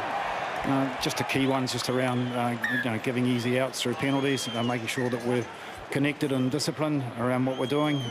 We keep focused on what we're trying to achieve and don't get caught in two minds. So I can see there's a little bit of an accuracy out there, which we expected. It's just how we adapt from phase to phase and, mistake to mistake or positive play to positive play. So it's just making sure, pre-season we start building these combinations. Boy, it's willing, Vern. Plenty of bruising stuff going on out there. Yeah, they'll probably need to recover a bit tomorrow, you're right. Thanks very much for joining us, Vern. Cheers, team. Thanks. Yeah, Let's go, boys. Vern Mark, Cotter. set, Now, you saw it, the kick went too far. And so, just keep your height. bit of territory gifted here to the Chiefs from a kick that went dead. Probably 85 metres downfield. Josh Lord leaves the field, and so Chiefs are going to their bench, Jeff. Yeah, big time. Tupavai, Semipeni Finau, Cortez Ratama and Amoni Narawa. The changes have been made, so Josh Jacob, he is off as well. There's a number of players who have shifted. There's Narawa, some firepower, and they're going to use it. Mind! Set! Ratama. Chiefs trying to drive the scrum ahead, and they've got a penalty here too. Penalty advantage. Ratama trying to jink his way through the forwards. Can't make his way past McQuannell. Carter goes in to play halfback. Here's the first touch for Finau. They'll just increase the collision factor in this game. Narawa chopping back in field. Chiefs still under advantage here. McKenzie at first receiver. Norris can't get past the tackle of Riccatelli. McKenzie wants it. Sends it on to Rona. Now Carter, who looks like he's got a license to roam. And straightening it up beautifully. Nanai Seturo, the man with that electric sidestep. McKenzie now. And just collared as he went through after that. And no penalty for that, but they will go back to an earlier infringement. And this is a chance for the Chiefs right to the left of the post, just to the left of the posts. To close it up. Sorry, Tony, I'll tell you what, it's amazing what happens when you put Damien McKenzie in the driver's seat. How about this forward play? Really good scrum from the Chiefs, but they've almost started to go a little bit wider. Chance their arm a little bit. No Seturo, and of course the enforcements, Jeff, that's added to it as well. There's no doubt that they've brought some reinforcements on. I'm interested they're not prepared to take the 3 to get that margin within the 7 points. Just going to keep fighting away and trying to get across the line. Players on the field take responsibility for those. This is their moment. For that coaching staff, you've prepared for this, you've planned for this. What impact do they have? Finau at the front of the line out to switch the point of attack, and it's a good drive from the Chiefs too. They've got another advantage. Rona gets a nice ball away. McKenzie! Damien McKenzie! Well, he switched into the inside role with immediate and telling effect. Oh, gee, that was really nice from Damien McKenzie, wasn't it? Because he just had to reach out enough to catch that ball. First and foremost, excellent work from the set piece from the forwards. A little bit of innovation. Hasn't got that stage yet, but I've taken on board. I understand what you're saying. Here it is here. Off from Rona. Almost like a standing start and some. And that's not a hard man, difficult man to get around in Ioane, but the pace of Damien McKenzie. Just got caught flat-footed, did Rieko Ioane, as Rona stopped in front of him. And that pace of McKenzie around the corner. I mentioned they needed to strike. They brought the impact off the bench. It's now game on here at Eden Park. A fingertip catch, a lightning strike, but an unsuccessful conversion. 14-11 at Eden Park, just 3 points in it.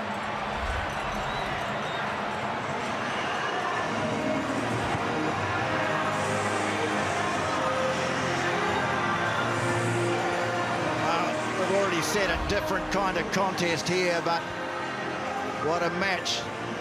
Befitting these two, the finalists from last year. Barrett, high restart down towards the 22, taken down nicely. Tupolvai. Well, the tactic of holding some elite players back could be a key to the Chiefs' chances. Plummer, who's handled everything that's been thrown at him in the backfield, but look at the counter-ruck here from the Chiefs, and Ratama has a dart. Finley Christie had a go at it bravely, but was cleaned off the ball, and then it's dropped by Daniel Rona. They had numbers to burn away to the left. That's a great chance gone begging for the Chiefs. Yeah, just had a look up, didn't he? Oh, you're seeing that energy to effect from the Chiefs. Big counter-ruck. Here it is, Tupaya, all on the same page. They go right through, Parker included. Finau.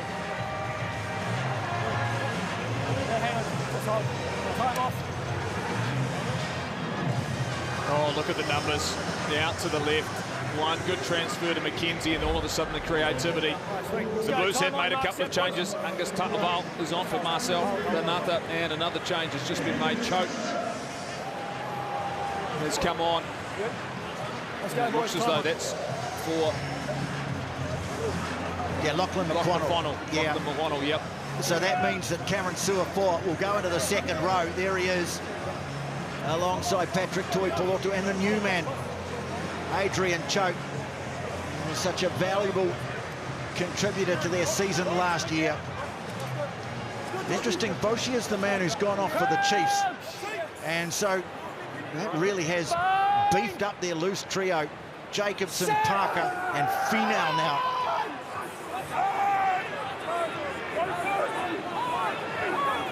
Coming off the back is Segner, delays the pass away to Plummer, slides a nice kick through into the 22. That's awkward at the back. Nanai Situro's got a very good left boot and managed to make a bit of space or improve the angle for himself, puts it out just beyond the 22. Like that, really like that for Segner. And also the kick from Plummer. Well weighted. Just hold, White, stay, hold!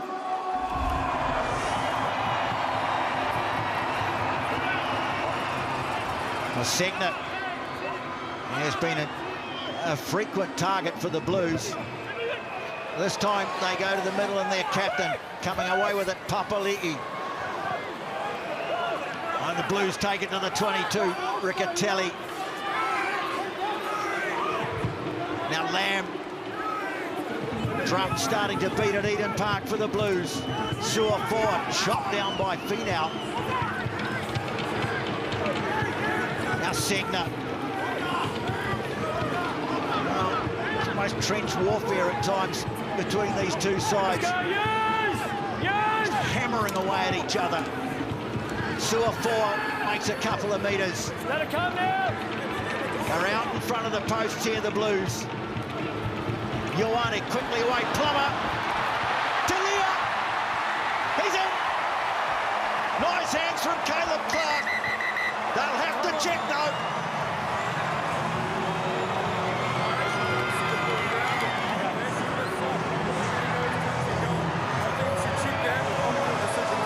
On-field decision, no try. Checking touchline grounding. Okay. Brett, coming up to you, mate, please. Go ahead, Damon. Mate, on-field decisions, no try. We don't have a clear grounding. Can you just check touchline and if the ball's been grounded, please? Okay, so we've got an on-field no try, checking touch and grounding. Well, roar going up from the crowd. He saw it on the big screen. Got under him, did he? Damon, this is really, really close, so just bear with me. Yeah, mate, take your time. He definitely goes touch and goal. Just whether he grounds the ball. Oh yeah. Raptima, has he got it? Yes, he stopped the try. Surely he's in touch before that's grounded. I think Mark Talia feels he's scored because his hand's grounded, but I'm not sure the ball has touched the ground. Is that what you guys are seeing? We're just going to go to another camera angle. This doesn't show whether he grounds the ball, Damon. Just bear with me. I just thought his knee got in the way of the ball. This might give us a better angle. That's sign. Okay, so at the initial point, he grounds it on a boot, and it's not on the ground. And on the other camera angle that we looked at, there's no clear grounding. Take your time, mate. Can you speak up, mate, please? Of course I can. Okay. Well, that doesn't sound promising if you're a Blues fan. So it's no try, and there's a player going touching goal. So it'll be 22, is that correct? I have a decision. I'm going to come back to you now, mate. So 22? Well, that's a brilliant piece of defending. So the player goes dead in goal. There's no clear grounding. It'll be a 22-metre restart. Okay, come back to me. So, boys, it's no try to 22. Well, these decisions are now going up on the big screen. And the reaction says it all, but it's a brilliant piece of defending here from Cortez Ratima. That's huge. That is massive. No. Cortez Ratima, that's a try all day. Got underneath it and his arm ended up out. Just the timing of the collision just forced the weight and momentum sideways. Talia wasn't able to get it down. Got everything down except the ball, didn't he? Well, remember that moment. 56 minutes into the game. Now they're having to fight really hard for this, the Blues. This Chiefs team come here full of purpose and determination. Mark Talia denied. Not on the ball. There for Christie on halfway. Nice quick hands from Ta'aval away to Choate. Contesting everything on the ground, the Chiefs.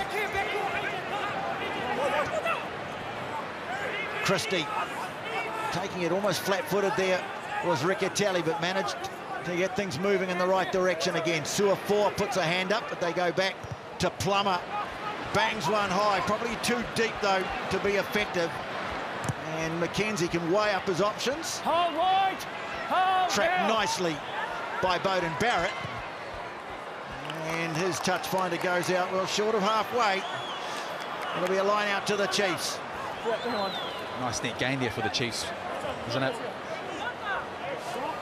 Couple of changes as well. Anton Leonard-Brown, Aidan Ross, they have come on. There's that changer in the midfield. Places Ollie Norris. No contest. There was no contest, and so play carries on. The throw wasn't straight, but the Blues didn't put anyone up. Now Mackenzie, well, pass cuts out everyone, eventually finds Sammy Finau, and backwards at a rate of knot goes Finlay Christie. Aidan Ross. Right, man. Now Mackenzie putting a kick out towards the wing. It's not a bad one. Carter's got it. Pops it back in field. Simon Parker is there in support. Great work again from Leroy Carter. And now the Chiefs can spread it to the right. Finau is there. Takes the pass. Chops back in field. Well, good passage of play here from the Chiefs. Can they find a way to the goal line for the first time in this game? Or rather the second time in this game. After not being able to score a try in the first half, Mackenzie, the man who scored the try.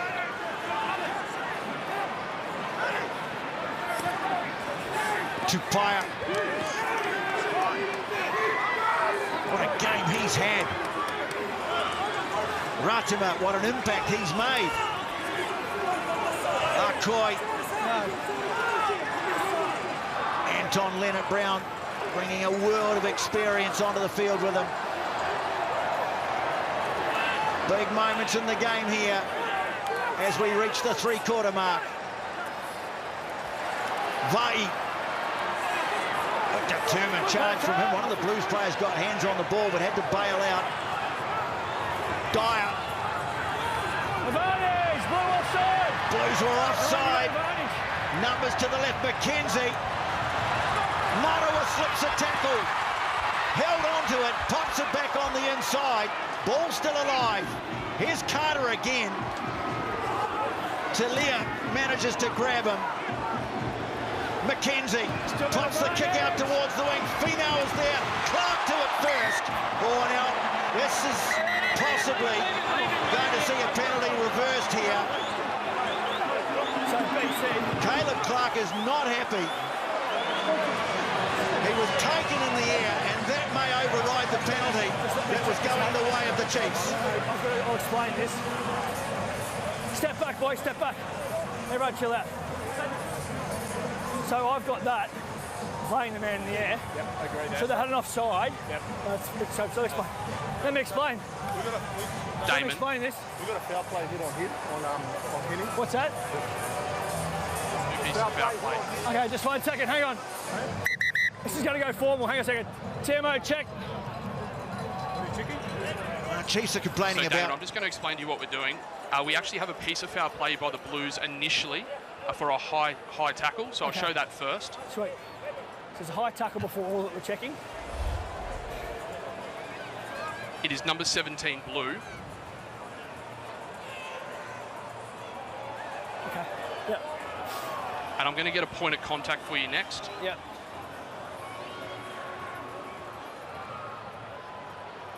So I can confirm that is shoulder to head direct. Okay. Can you play that one again, mate? Of course, I'll show another replay. Josh that angle, please. Fusitua. Just a real speed as well.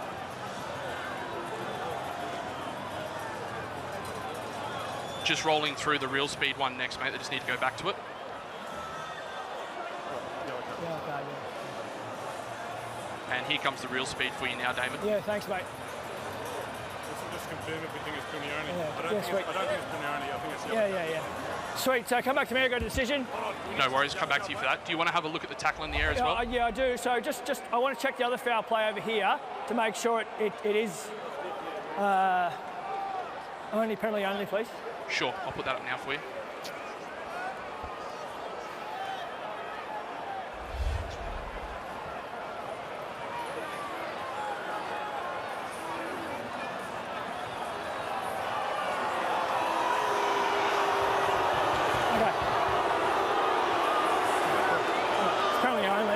Let me explain this. Captains, let me explain this. There's a bit going on here. You're on screen now, Damon. Yeah. Let me explain. So, before all that happened, all right, there was a high tackle. It was a dangerous tackle by 17 blue. Yep. So 17 blue is going to go to the bin for yellow card. Yep. That's the Trump's foul play. It's the worst foul play. So that'll be the penalty. Yep. You get offside for advantage here and back here, but you go back for the penalty. Does that make sense? Yep. All clear? Cool. So 17 blue. It's a yellow card threshold. It's off for a review. So Josh Fusitua between the 22 and 10 goes to the bin. It took some time to sort out, but there were about 3 different things in play there. Yeah, and in the end, they've come right back to the initial foul play. They hit high. So you see the referee was also checking tackle. Foul play and tackle in the air. Well, I thought maybe the high shot by Finau might trump the earlier penalty. It did, but that in turn got over trumped by the original head contact. Come up. And so Blues now reduced to 14 for the next 10 minutes at least. And another penalty advantage to the Chiefs. Here's their chance now to break the game. Good carry from Leonard Brown, carried on by Narawa. Goalpost just 10-12 metres away. Finau. He's still got advantage. He's still got advantage, yeah? Still the advantage with the Chiefs. Jacobson. Ratima. Another carry into heavy traffic by Quinn Tupaia. Narawa. Papali'i got over the ball, but then was driven off it. Ratima now clears it away. McKenzie. Well, it was a small gap. Ratima again. No arms tackle now. Penalties starting to hurt the Blues. McKenzie. Well, might have been a little obstruction there, but play carries on. Now Parker makes ground in traffic. Papali'i tried to rip it away, but the support arrived. Boys, no advantage. So you got one here, you got one over there, so both here. Both here. So you got the early tackle. It's got to be a warning, eh? Oh, yeah, let me give him a job. That was foul play, so it doesn't count. Step back, the penalty here. Here's your mark. I am. Trust me, yeah, I know. I'm just giving a yellow card. Very interesting listening to Luke Jacobson there talking about the foul play in comparison to the penalties that the Blues are now racking up. And big decision from the Chiefs here at Mills. They've decided to go to a scrum. There is going to be an HIA for Sammy Penny-Finau. So that means Kalen Boshier is going to return. HIA. Towards also off too. So they're going to need to replace someone for him. Well, not for him. Lucy perhaps. So good option from the Chiefs. So they lose a forward. Ofa Tu'ungafasi has to come back on.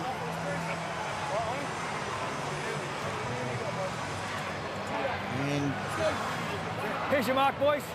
Scrum, white ball. Dalton Papali'i is the man let's go. having to come off. But what better opportunity could they have, the Chiefs here? Let's go, boys. Mark set. A man to the good, a scrum 5. And a chance here to hit the lead. Well, both scrums have been pretty solid as well. So you'd think numerical advantage the Chiefs might have this one over the Blues. Ofa Tu'ungafasi not bad to come on. Blues have no blindside flanker. Chiefs drive the scrum ahead. They've got the advantage. Here's the chance now. Jacobson stopped just short of the line. Oh, the referee wants another look at this. This could be the go-ahead try. Step back, boys, please. So, I'm going to check this. I think he's tackled, but I think he's played it again. So, no try, go back to the penalty. Okay, sweet. So, boys, it's no try. You've tackled and then made your way. It'll be back to the scrum penalty. No, you haven't just pressed it.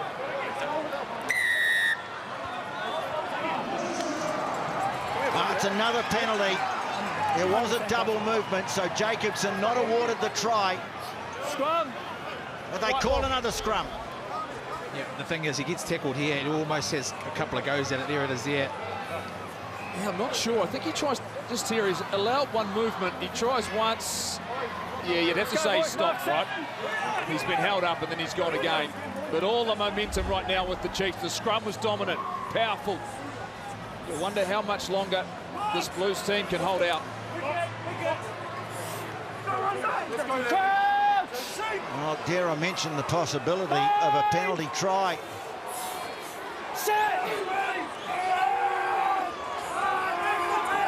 Blues holding though. He's got an advantage. Now they head towards the line. Rantima sends it away. McKenzie, nice pass. Nano Saturo. Carter. He's had a great debut this moon, and now he scores the go-ahead try for the Chiefs. Had to come. Really under pressure at scrum time. Another penalty advantage. Numerical advantage up front.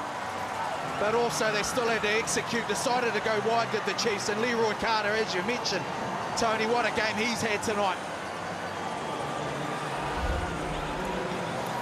Great work at scrum time, dominant, and then under penalty advantage once again. The decision to go wide, to shift the ball.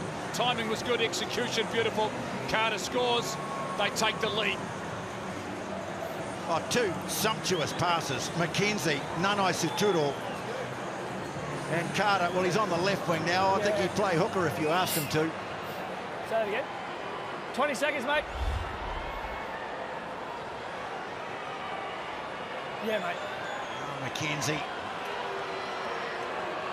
It's about 10 in from touch.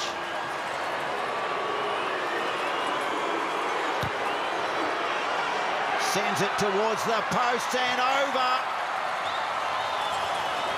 Let me explain this. 14 minutes to play, 18-14, the Chiefs lead. Wait 1 second. So, yellow card will remain a yellow card because there's a second tackler involved. So no upgrade on the yellow card.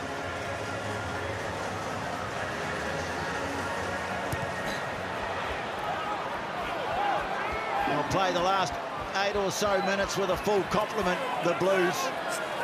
But now they have to come from behind. Use 9.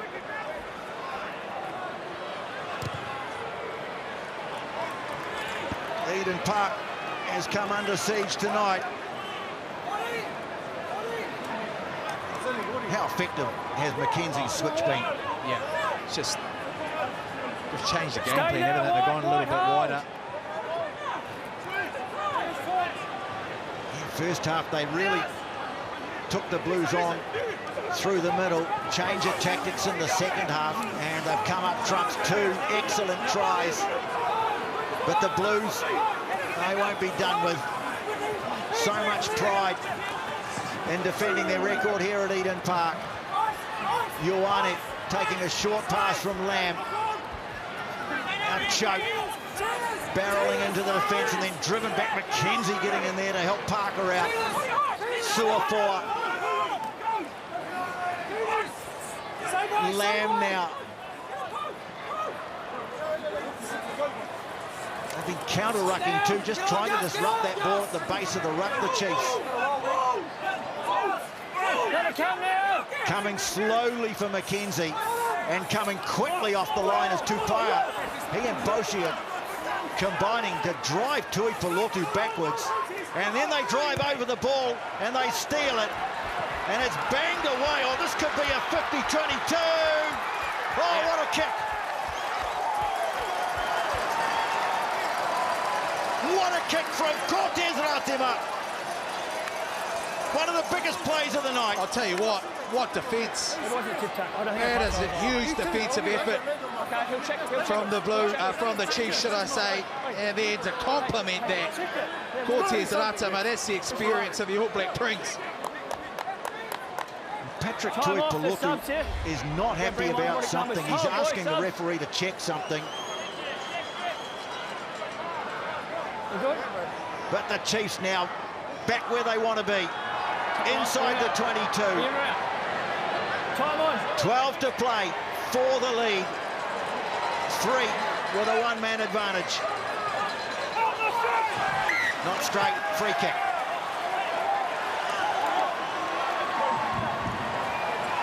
That's the new variation. If it's not straight and not contested, it's play on. If it's not straight and contested, it's a free kick. There's still plenty of time in this game. You see the Blues are wanting to get down into the Chiefs' half and really go to the game and try and go the Chiefs, though. They'll meet them defensively. They understand that's what they're wanting to do, and they've really muscled up.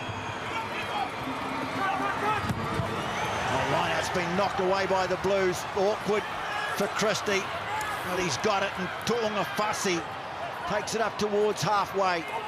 Ta'aval now. Koi looking for a turnover. Driven back off the ball. Plummer. Conditions now getting tricky. Very tricky. Barrett floats a kick down, comfortably taken though by Imoni Narawa. He's barreled back in the tackle.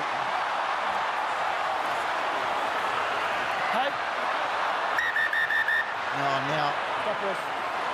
Sorry. I'm going to have a hold up and play. Well, some clown has run onto the field.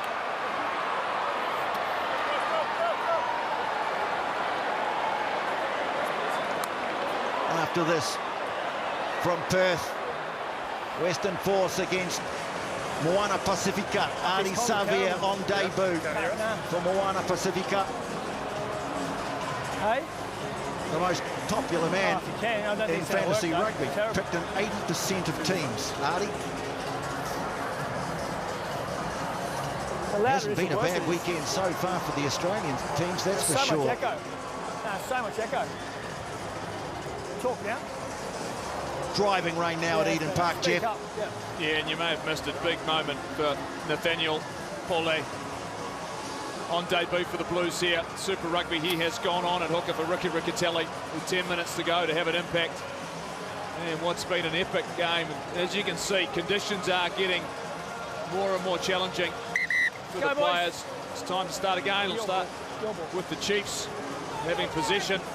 They're in possession. I'm sure they're looking to play the territory game. The Blues having to find a way to get inside the Chiefs 22. And you'd have to say, Mills, TJ, the decision of the Chiefs to put a lot of their more experienced All Blacks on the bench in the second half has really paid dividends. Yeah, but also the positioning of this man, getting him in front and then starting to dictate play, getting a little bit wider, but also the threat that he brings coming up into that line and then opening things up for guys outside him. But Nathaniel Paulet packing down in the middle of an under-strength Blues scrum. And the Chiefs will try and get a penalty out of it. Yeah, money for jam that. 8 on 7. Jacobson, the offload on the inside and loose ball. Advantage for a knock on as well. Keep it alive. McKenzie. No advantage. Can't get away from Plummer. But it's a penalty to the Chiefs. And I think they're about to be restored to full strength, plus some subs coming on, Jeff. Yeah, plenty of it. And if you're going to find out about young men, you put them in the heart of competition. And Shay Clark's going to find out very, very quickly.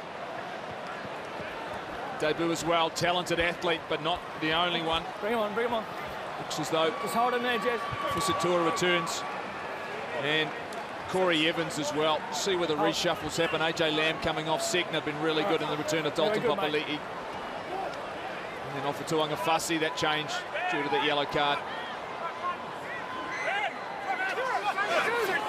You can see Paulet there. And they steal it, and it's Fusatura. Back from the bin. Good charge from him, and now Choke takes play to the 10. Blues now threatening, but the ball spilled by Corey Evans. Hacked downfield by the Chiefs. Who's leading the chase but Carter? Bobble ball at the back.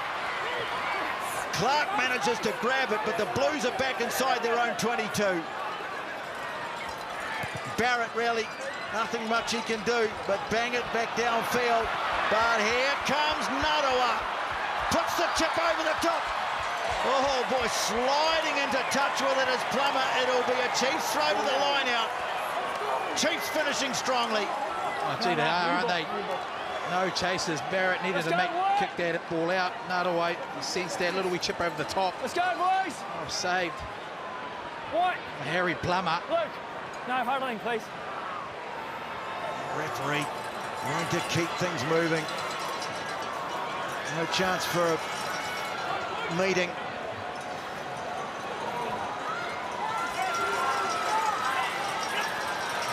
Akoi stretches up, backwards. Not taken cleanly, but not lost. And Tupaia does what he's done all night.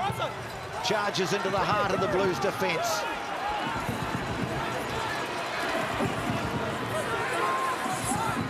One more try, and it'll be theirs. No, let it come, no! Ratima, he's made a terrific injection off the bench. Nalvai, look at the leg drive from the All Black lock, takes him to within 2 of the line.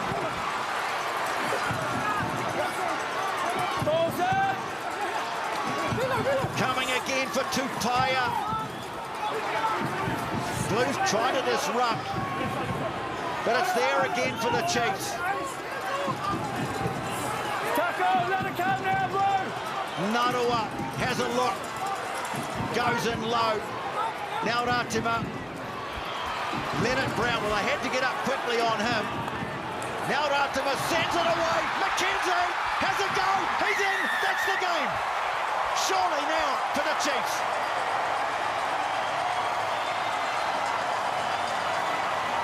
Nice and patient were the Chiefs.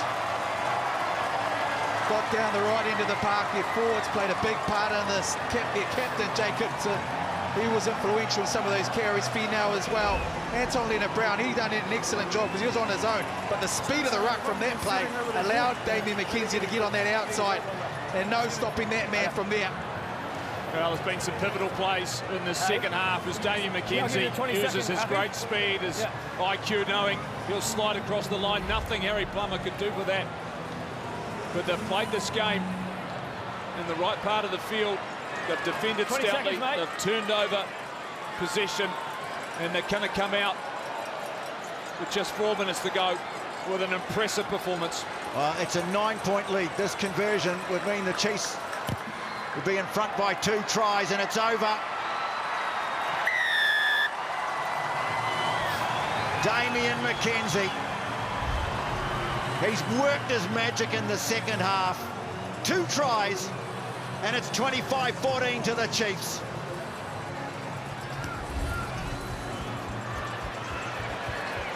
Last one at Eden Park. Round 1, 2020. Leonard Brown. Clayton McMillan has played a master stroke with his bench tonight. Not taken cleanly by Forbes. And once again, the Blues beat the retreat. Papali'i. Well, that's excellent work from him. Now Ioane try to straighten. Well, if they're any chance, they got to score smartly here, the Blues. It's still possible. Now Plummer breaks. He's got Evans with him. Christie on the inside, but the ball's knocked down, and McNarawa comes away with it. Ball knocked back by a Chiefs player. Nothing illegal about that. Blues complained, but it was a legitimate play. And the Blues are denied, and McKenzie skids it into touchdown near the 22. What a kick. Play on! Blues take it quickly. Oh, Forbes Carter, once again.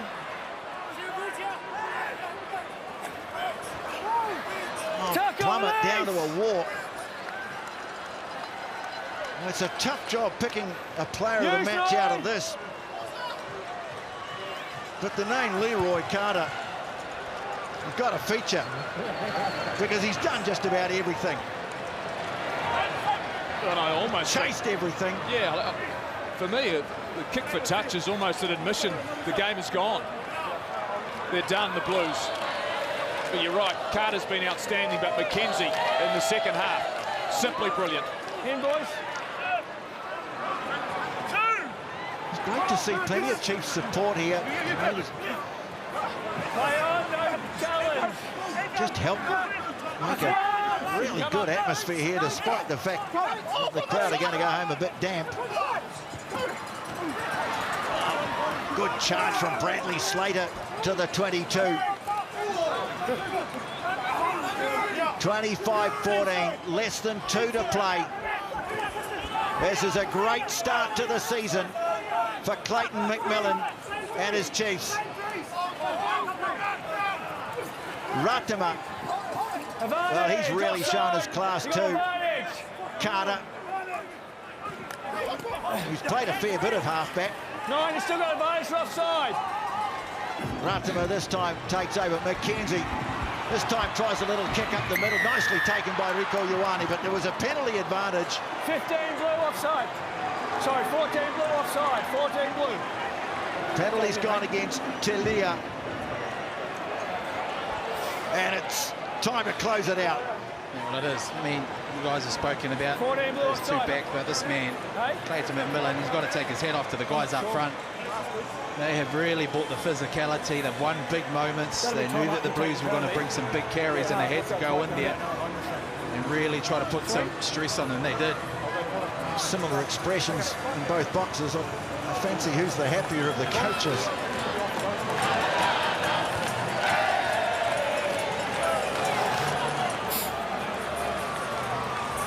Well, they get a chance now just to put a little cherry on the top. Across. Just the way they changed the complexion of this game from the first half, Mills. Yeah. The second half, didn't they? Won some big moments. Ball carries a lot cleaner, but from a defensive effort, so good. Well, they could finish with another try here. Advantage. They've got the advantage. Carter says, I got this. Leonard Brown tries a kick across towards the wing. Spilt by Forbes.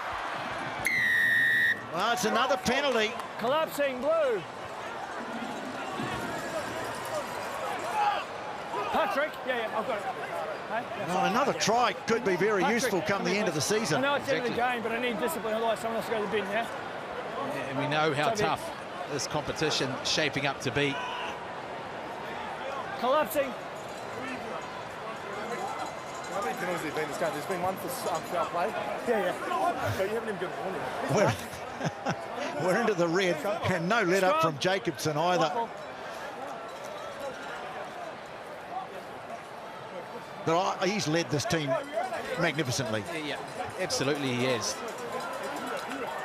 The amount of effort that he's put into his ball carries, defence, and also his experience around captaining the side. He's really got the best out of his forward pack, and that's allowed Damien McKenzie to find a little bit of rhythm, find a little bit more space and momentum. Really good Jacobson. Well, 8 months ago they met in the final, and really there was only one team in it. 41-10 scoreline. That'll be a raise from the memory banks. Ratima. Oh, he would deserve a try, would Quinn Tupaia. He stopped just 3 metres short of the line. They're looking for a bonus point now. Vai. Carter again. Taco. Now Ruben O'Neill. Ratima. Akoi. He stopped just a couple short of the goalposts. Jacobson. He's wrestled to the ground, driven back, but it's still there for the Chiefs. Vai. Part of that outstanding effort off the bench from the Chiefs tonight. Advantage for a knock-on. knock-on advantage this time. Leonard Brown's going to try and find a way through the lot of them. He stopped just a few metres short. Mackenzie, look out. What's he got up his sleeve this time? Well, he's kicked it straight to the hands of Clark. Advantage, boys. It's a knock-on back here. That's a knock-on. That'll be the end of the game. You could hardly ask for a better start to the season than this for the Chiefs. They've beaten the Blues, the defending champions, on their home patch at Eden Park by 25-14.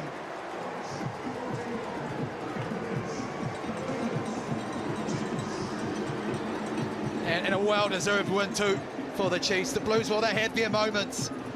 Really squeezed down in the end of that second half. That middle period by the Chiefs. This man, he got going. His rhythm, and of course the tactics in his gameplay was outstanding. What a game, what a physical encounter. Well, a story of some brilliant individual but also outstanding team efforts. Let's get some reaction, and one of the best of the lot, perhaps the best, Damien McKenzie with Jeff. Okay, Damien, I know it's week one, but that must feel pretty good. Oh, outstanding feeling. You know, Blues are the benchmark. They were last year, and like when you coming up to Auckland, the rain started coming in when we were driving to the ground. I thought, oh, hello, here we go again. But I put it down to our forwards tonight. They were enormous. The Blues have got a great full pack, and I thought our forwards really muscled up, met fire with fire, and allowed us to score some tries. So, yeah, our forwards done an outstanding job, but a great feeling. Look, it was so tight, it was so contestable, it was so physical. In terms of when did the shift come in terms of feeling as though you were starting to get on top of them? Yeah, look, we went into half-time, a little bit disappointed with that try we let in, and then just really proud of the way the boys didn't chase the game in the second half. Played territory, put the ball in front of our forwards, and then, like I said, when our forwards got an opportunity to carry, they just went through the front door. Extremely proud of the work they put in this week, and it's never easy coming up to Auckland. We haven't won here since 2020, so it's a tough place to win, but a great start for us. This has been some sort of weekend already, not just this game, but all of the games. If this is what we're in store for, this is going to be one heck of a season. It's a tough competition. You know, you got to get better every week, and that's just a stepping stone for us, but we're really proud of that performance. Like I said, never easy coming up here to beat a good Blues side. Hopefully we can build from here. But first, we'll enjoy the night, enjoy our debutants too, so appreciate all the support from the Chiefs fans coming up the highway too. Appreciate it. Well done. Thank you. Well, they were already well in it at half-time. They trailed, but his move into the inside channel really just changed the dynamic of this game, Mills Muliaina. Yeah, and this try too, wasn't it? It was really at a critical moment, and he loved it too. But also his ability to just dictate where everything was going. I almost sense guys around him got a bit of comfort with having him there. Yep, tactical masterstroke, but also played out to the max by McKenzie. Captain, well, he's had a busy night. Outstanding game from Luke Jacobson, and he's with Kimberley Downs. Thanks, TJ. Luke, the Chiefs' first win here at Eden Park since 2020. You perhaps vanquish some of those demons from the final last year, and you get your 2025 campaign off to a crucial winning start. Just how satisfying was that? Yeah, I mean, it's an awesome start to the year. It's never, I mean, it's always a good battle coming up here against the Blues, whether it's up here or down at Waikato Stadium. But awesome to be able to come out here and get a win. I thought we built on some really good stuff out there tonight. Forwards got into some good mahi. Our backs took some good opportunities. It wasn't perfect, but it's a good start. It's awesome when you can come away with a win and not be perfect. Down 14-6 at half-time. What was the message and the strategy coming out of that half to come back into this? Yeah, we felt like we actually played some pretty good footy in the first half. We were muscling up, and we probably just didn't get the points for it.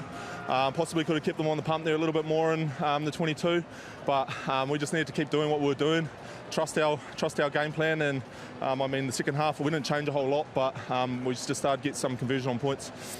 Arguably the most confrontational game that we have seen so far in this opening round of Super Rugby. Just how far and how deep into the hurt locker did this team have to go for that one? Yeah, it's always a tough one, round one. The lungs are screaming. There's some big boys going at each other out there, some big collisions. So there's going to be some sore bodies tomorrow, but that's why we do it. We love it. It makes it a lot easier when you wake up and you've got to win on the scoreboard. Well, good luck with that. Good luck with the recovery. Thanks so much for your time. Congratulations again. Thank you very much. Cheers. Let's head back to Goldie now. He is with Patrick Tuipilotu. Thanks, Kimberly. Well, Paddy, was it a game that just slipped away in the second half? Obviously on the scoreboard, where do you feel as though maybe the team didn't stand up? Yeah, I think very frustrating with that result. We probably came into the game sort of relying on our forward pack prowess, but I think they turned up and they managed to beat us around the corner, but they wanted to the punch, or they beat us to the punch a lot of the times, and their set piece went well as well. So they were the team that were going forward on carry and D, and we just couldn't get a foot forward through no lack of trying, but yeah, I think it's just their day. In terms of tonight, special night for one of your players, Ofa To'ungafasi, playing his 150th for the club, 25,000 fans, opening game in the middle of February. There's still some things to celebrate about where the game is at right now. Yes, Ofa To'ungafasi, a great friend of mine, huge 150. He just seems to keep going and going and going. So here's to another 50, but credit to the work he's done over the years. He started just before me, and I've seen him rise through the ranks, and he's fully deserving of it. You've just committed him to 200 games, you know that, but saying another 50, that's a big ask. In regards to where to from here, though, the initial conversations you'll have in this group and in the changing shed? Yeah, I think naturally we'll look at ourselves first, and I think that's what we have to do after a loss like that. It's tough, but you've got to be straight up, and we'll do that, no doubt, but we'll sort of reflect on Ofa's journey tonight, and then as we come into tomorrow and Monday, we'll be ready to go again. Thanks, Paddy. Awesome, thank you. Yeah, where to for the Blues is Dunedin next Saturday. The Chiefs will go home to face the Crusaders, also first round winners on Friday. So much to talk about in the post-match. Stick around, plenty still to come. Final score here. Great start to the season for the Chiefs, 25, Blues 14.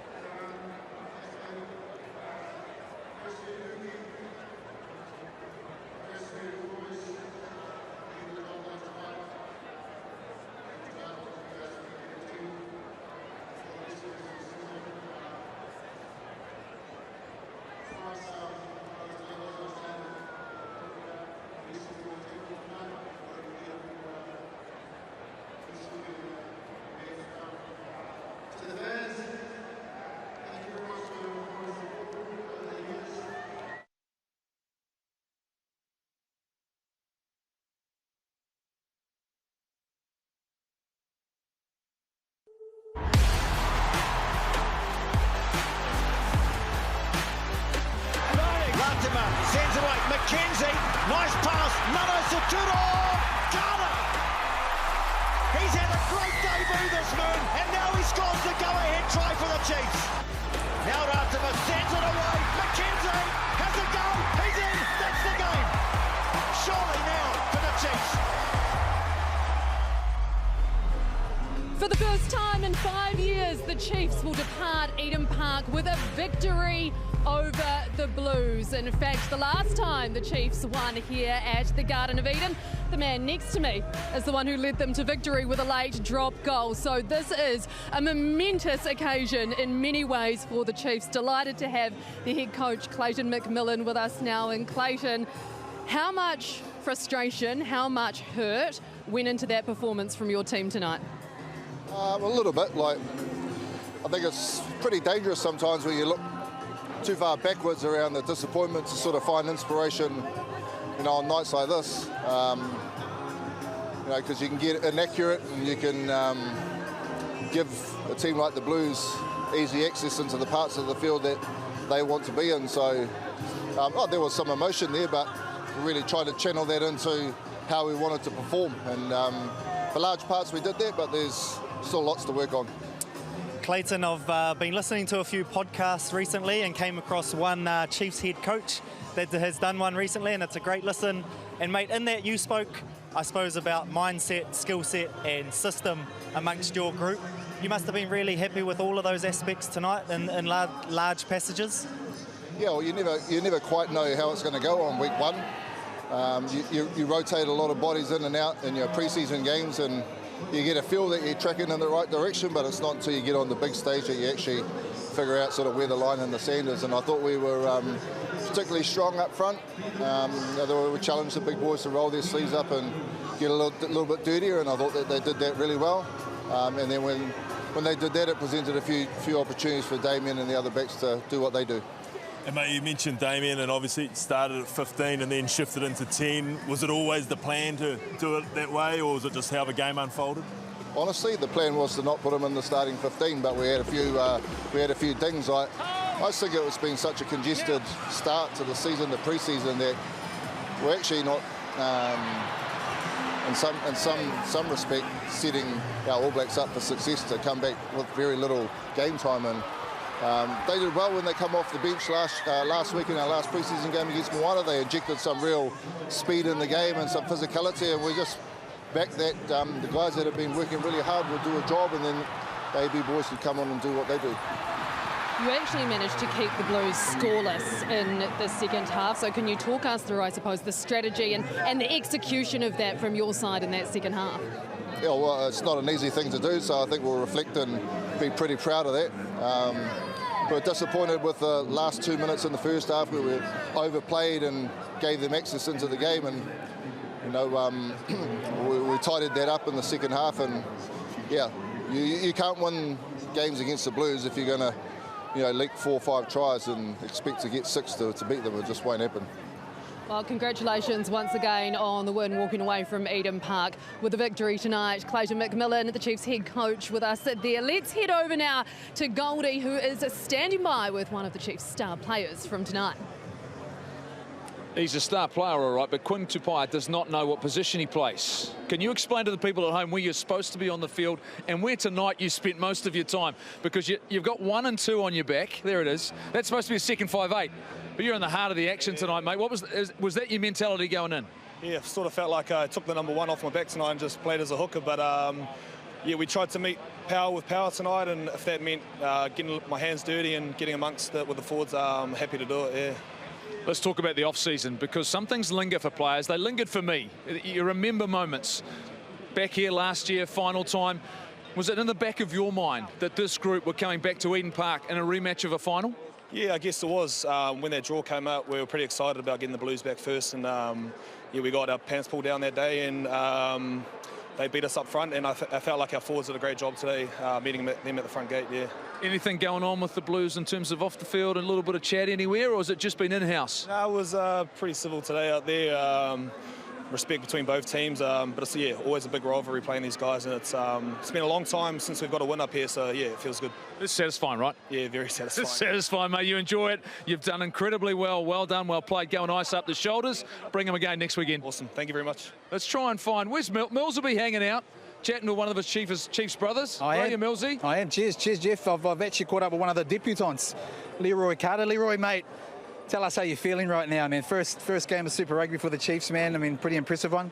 Yeah, pretty stoked. Not an easy feat coming up here to Eden Park and getting a win, and to do it on debut and get a meat pie. Yeah, I'm pretty stoked. The meat pie, mate. You worked pretty hard out there, man. I mean, tell us about the physicality, though. I mean, the guys up front, you're screaming out for the ball and stuff like that, but the physicality up front was immense. Yeah, props to the forward, our forward pack, keeping us going forward. But yeah, I think I just wanted to get involved early, get a couple of touches early to, I guess, ease the nerves of debut. So thought I did that. So yeah.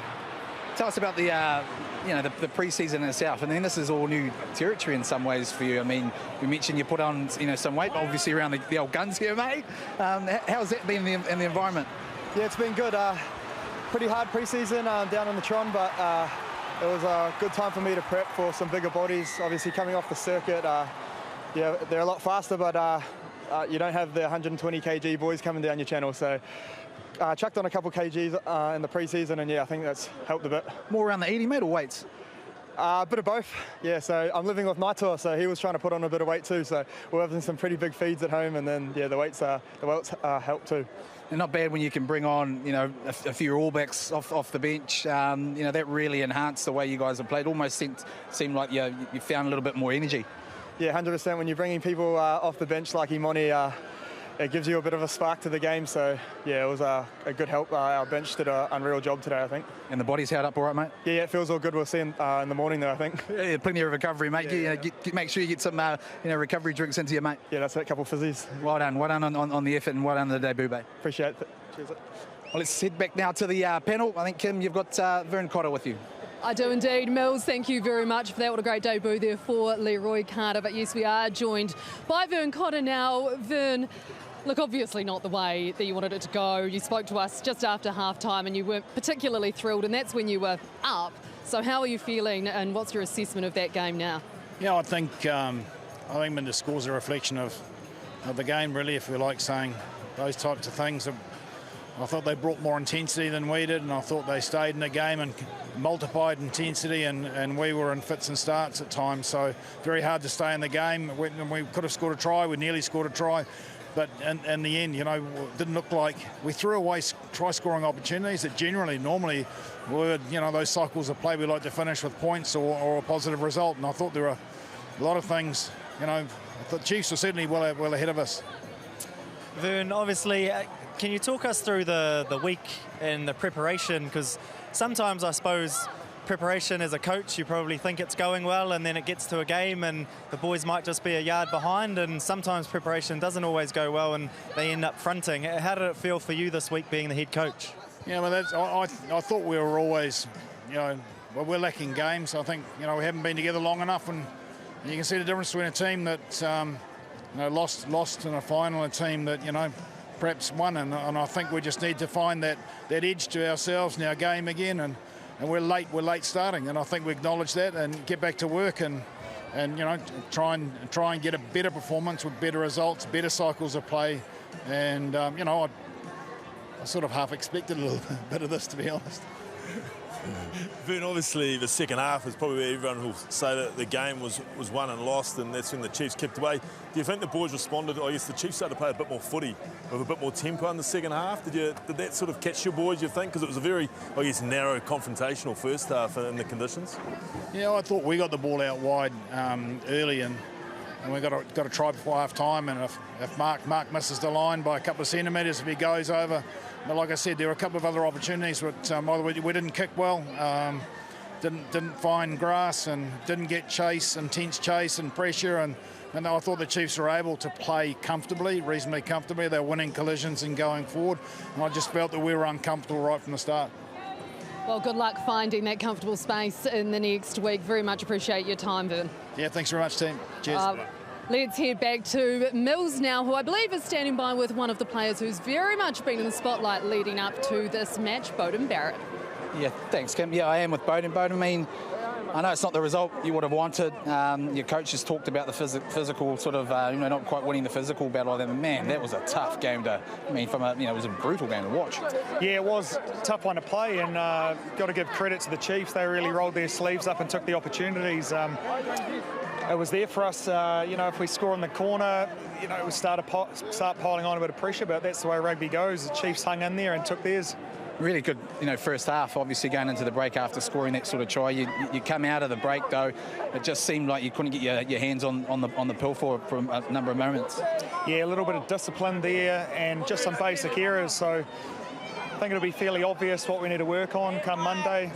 We'll take a hard look at ourselves, but at the same time, stay positive because there are a lot of good opportunities and. Yeah, we're not far off. You weren't. You're down. You kicked the ball long. It almost seemed like you wanted to get that sort of ball back to try and play. You certainly weren't out of the game, were you? There was an opportunity there, but unfortunately, just another mistake. Yeah, exactly. That's footy. So, good thing is we'll get another opportunity next week against the Highlanders. We'll have to take this on the chin and move on quickly. Yeah, you do, man. You've got to recover well. How's the transition been coming back? Last year, we're in Super Rugby, but how have you found it, man, from where we're sitting? Man, it's physical and fast, and the new rules as well has been impressive. Yeah, exactly. It's what you expect when you play Super Rugby. Playing footy in February, it comes around pretty quick, so it's mentally and physically you've got to adjust. Obviously, there's a bunch of most of the guys have been practicing pre-season prior to Christmas, so you've got to play catch-up really quick.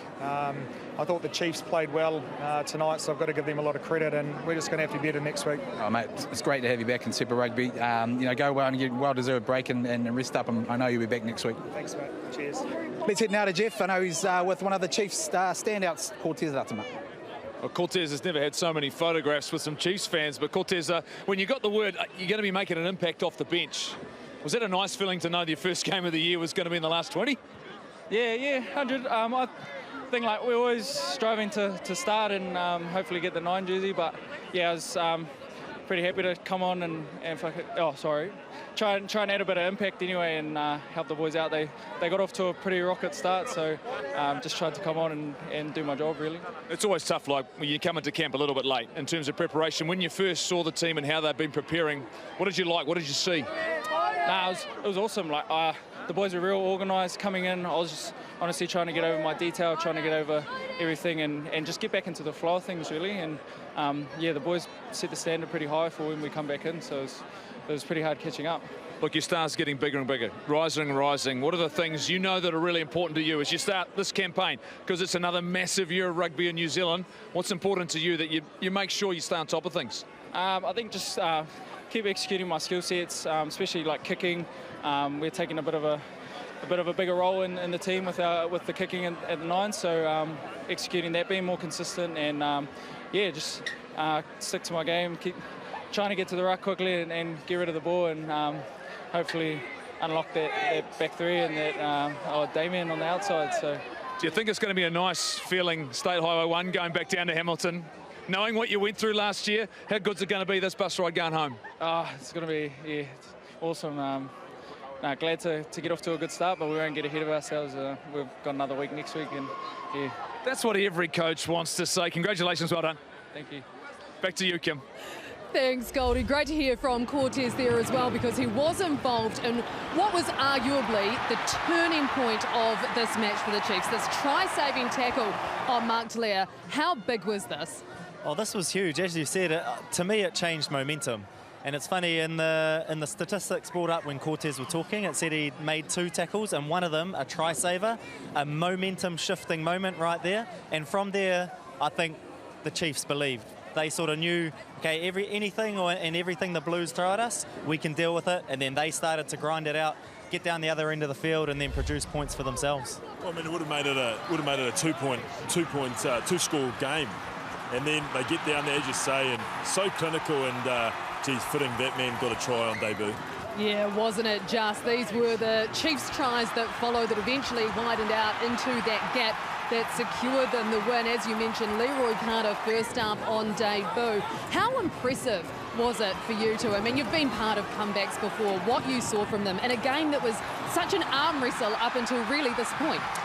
Yeah, it was massive, and I'm not sure if the cameras caught it, but just before half-time, when they leaked that try to the Blues, they actually stayed on the field for a few minutes afterwards and had a players' meeting. They obviously weren't happy with the way that the first half ended, and they came out with a better intent, a better mindset in that second half, and they were able to pull away from it with the win. And Crud's mentioned intent. Like on a night like tonight, it was a lot easier than probably your TV screens would have told you. It is all about attitude, and once they got in front, you could just see the speed of their game compared to the Blues. Theirs was a fraction slower, and in the end, I think that's where they got it won in the second half, with the attitude that they showed. Well, one man who we also wanted to pay tribute to tonight, that is Ofa Tu'ungafasi. He brought up 150 appearances for the Blues. Ask any rugby player, they will tell you that that is a huge, huge deal. And we were lucky enough to spend some time with his family tonight on this special occasion.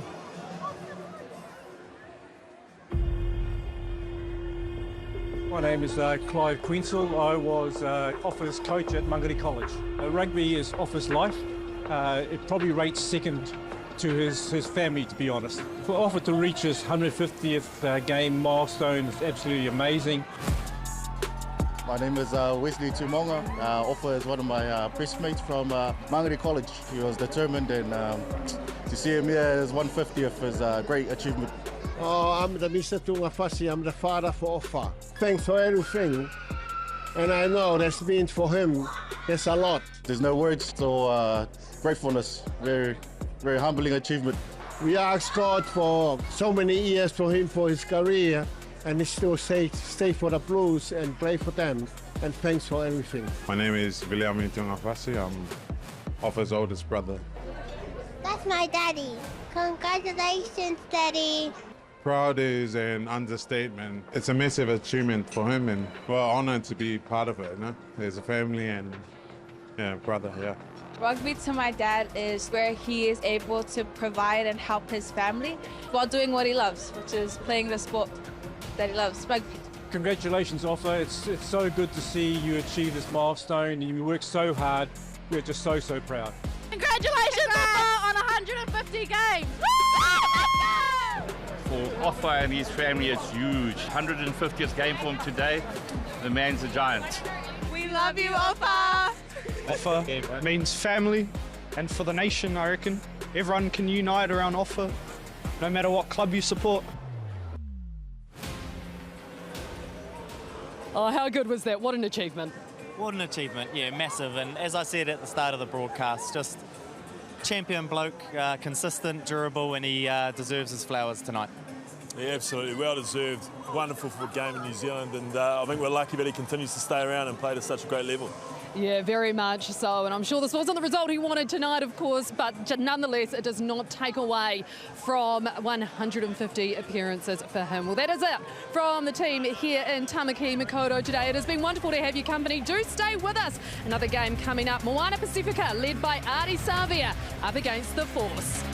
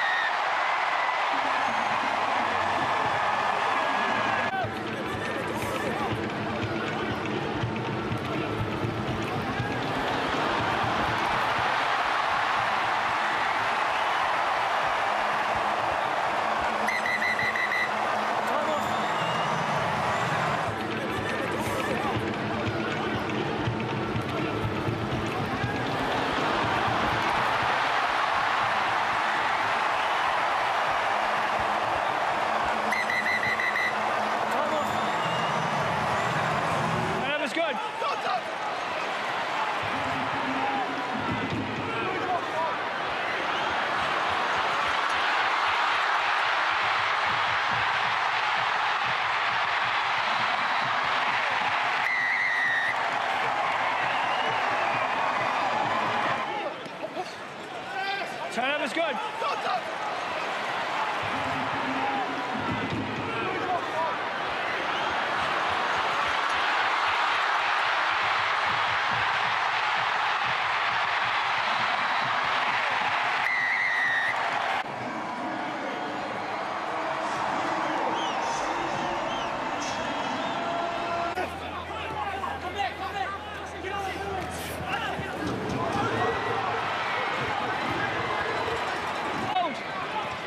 Now.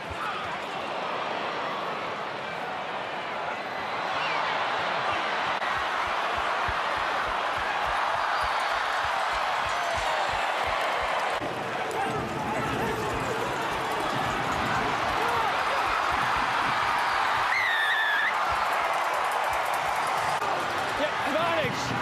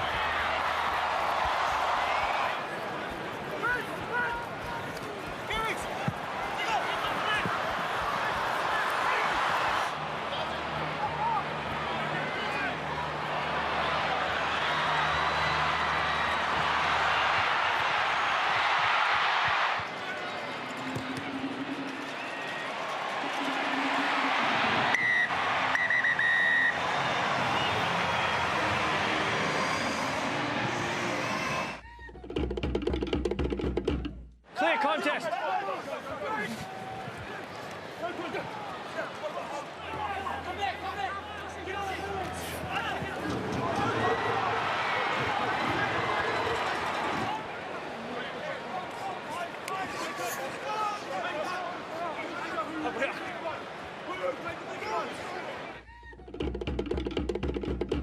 Clear contest.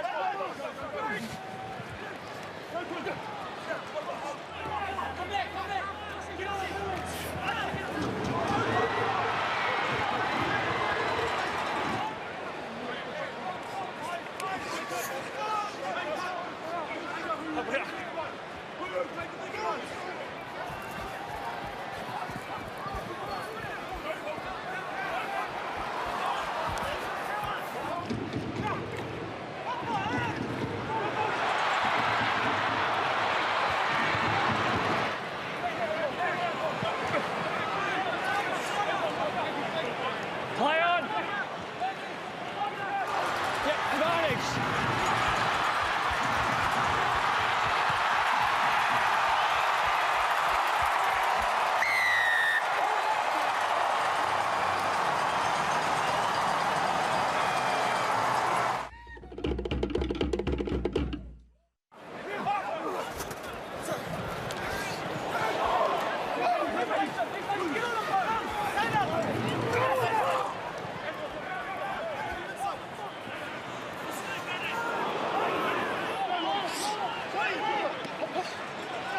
Turnover's good.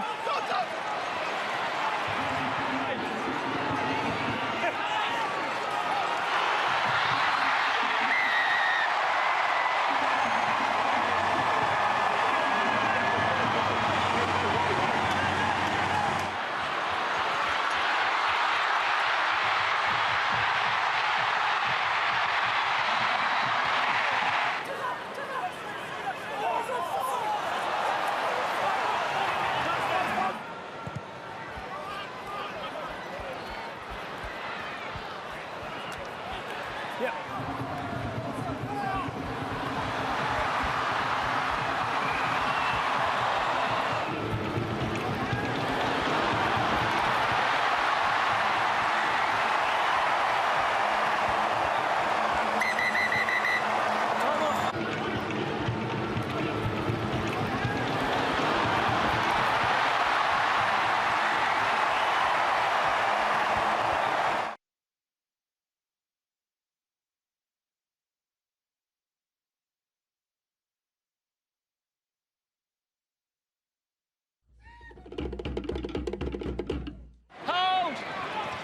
Now.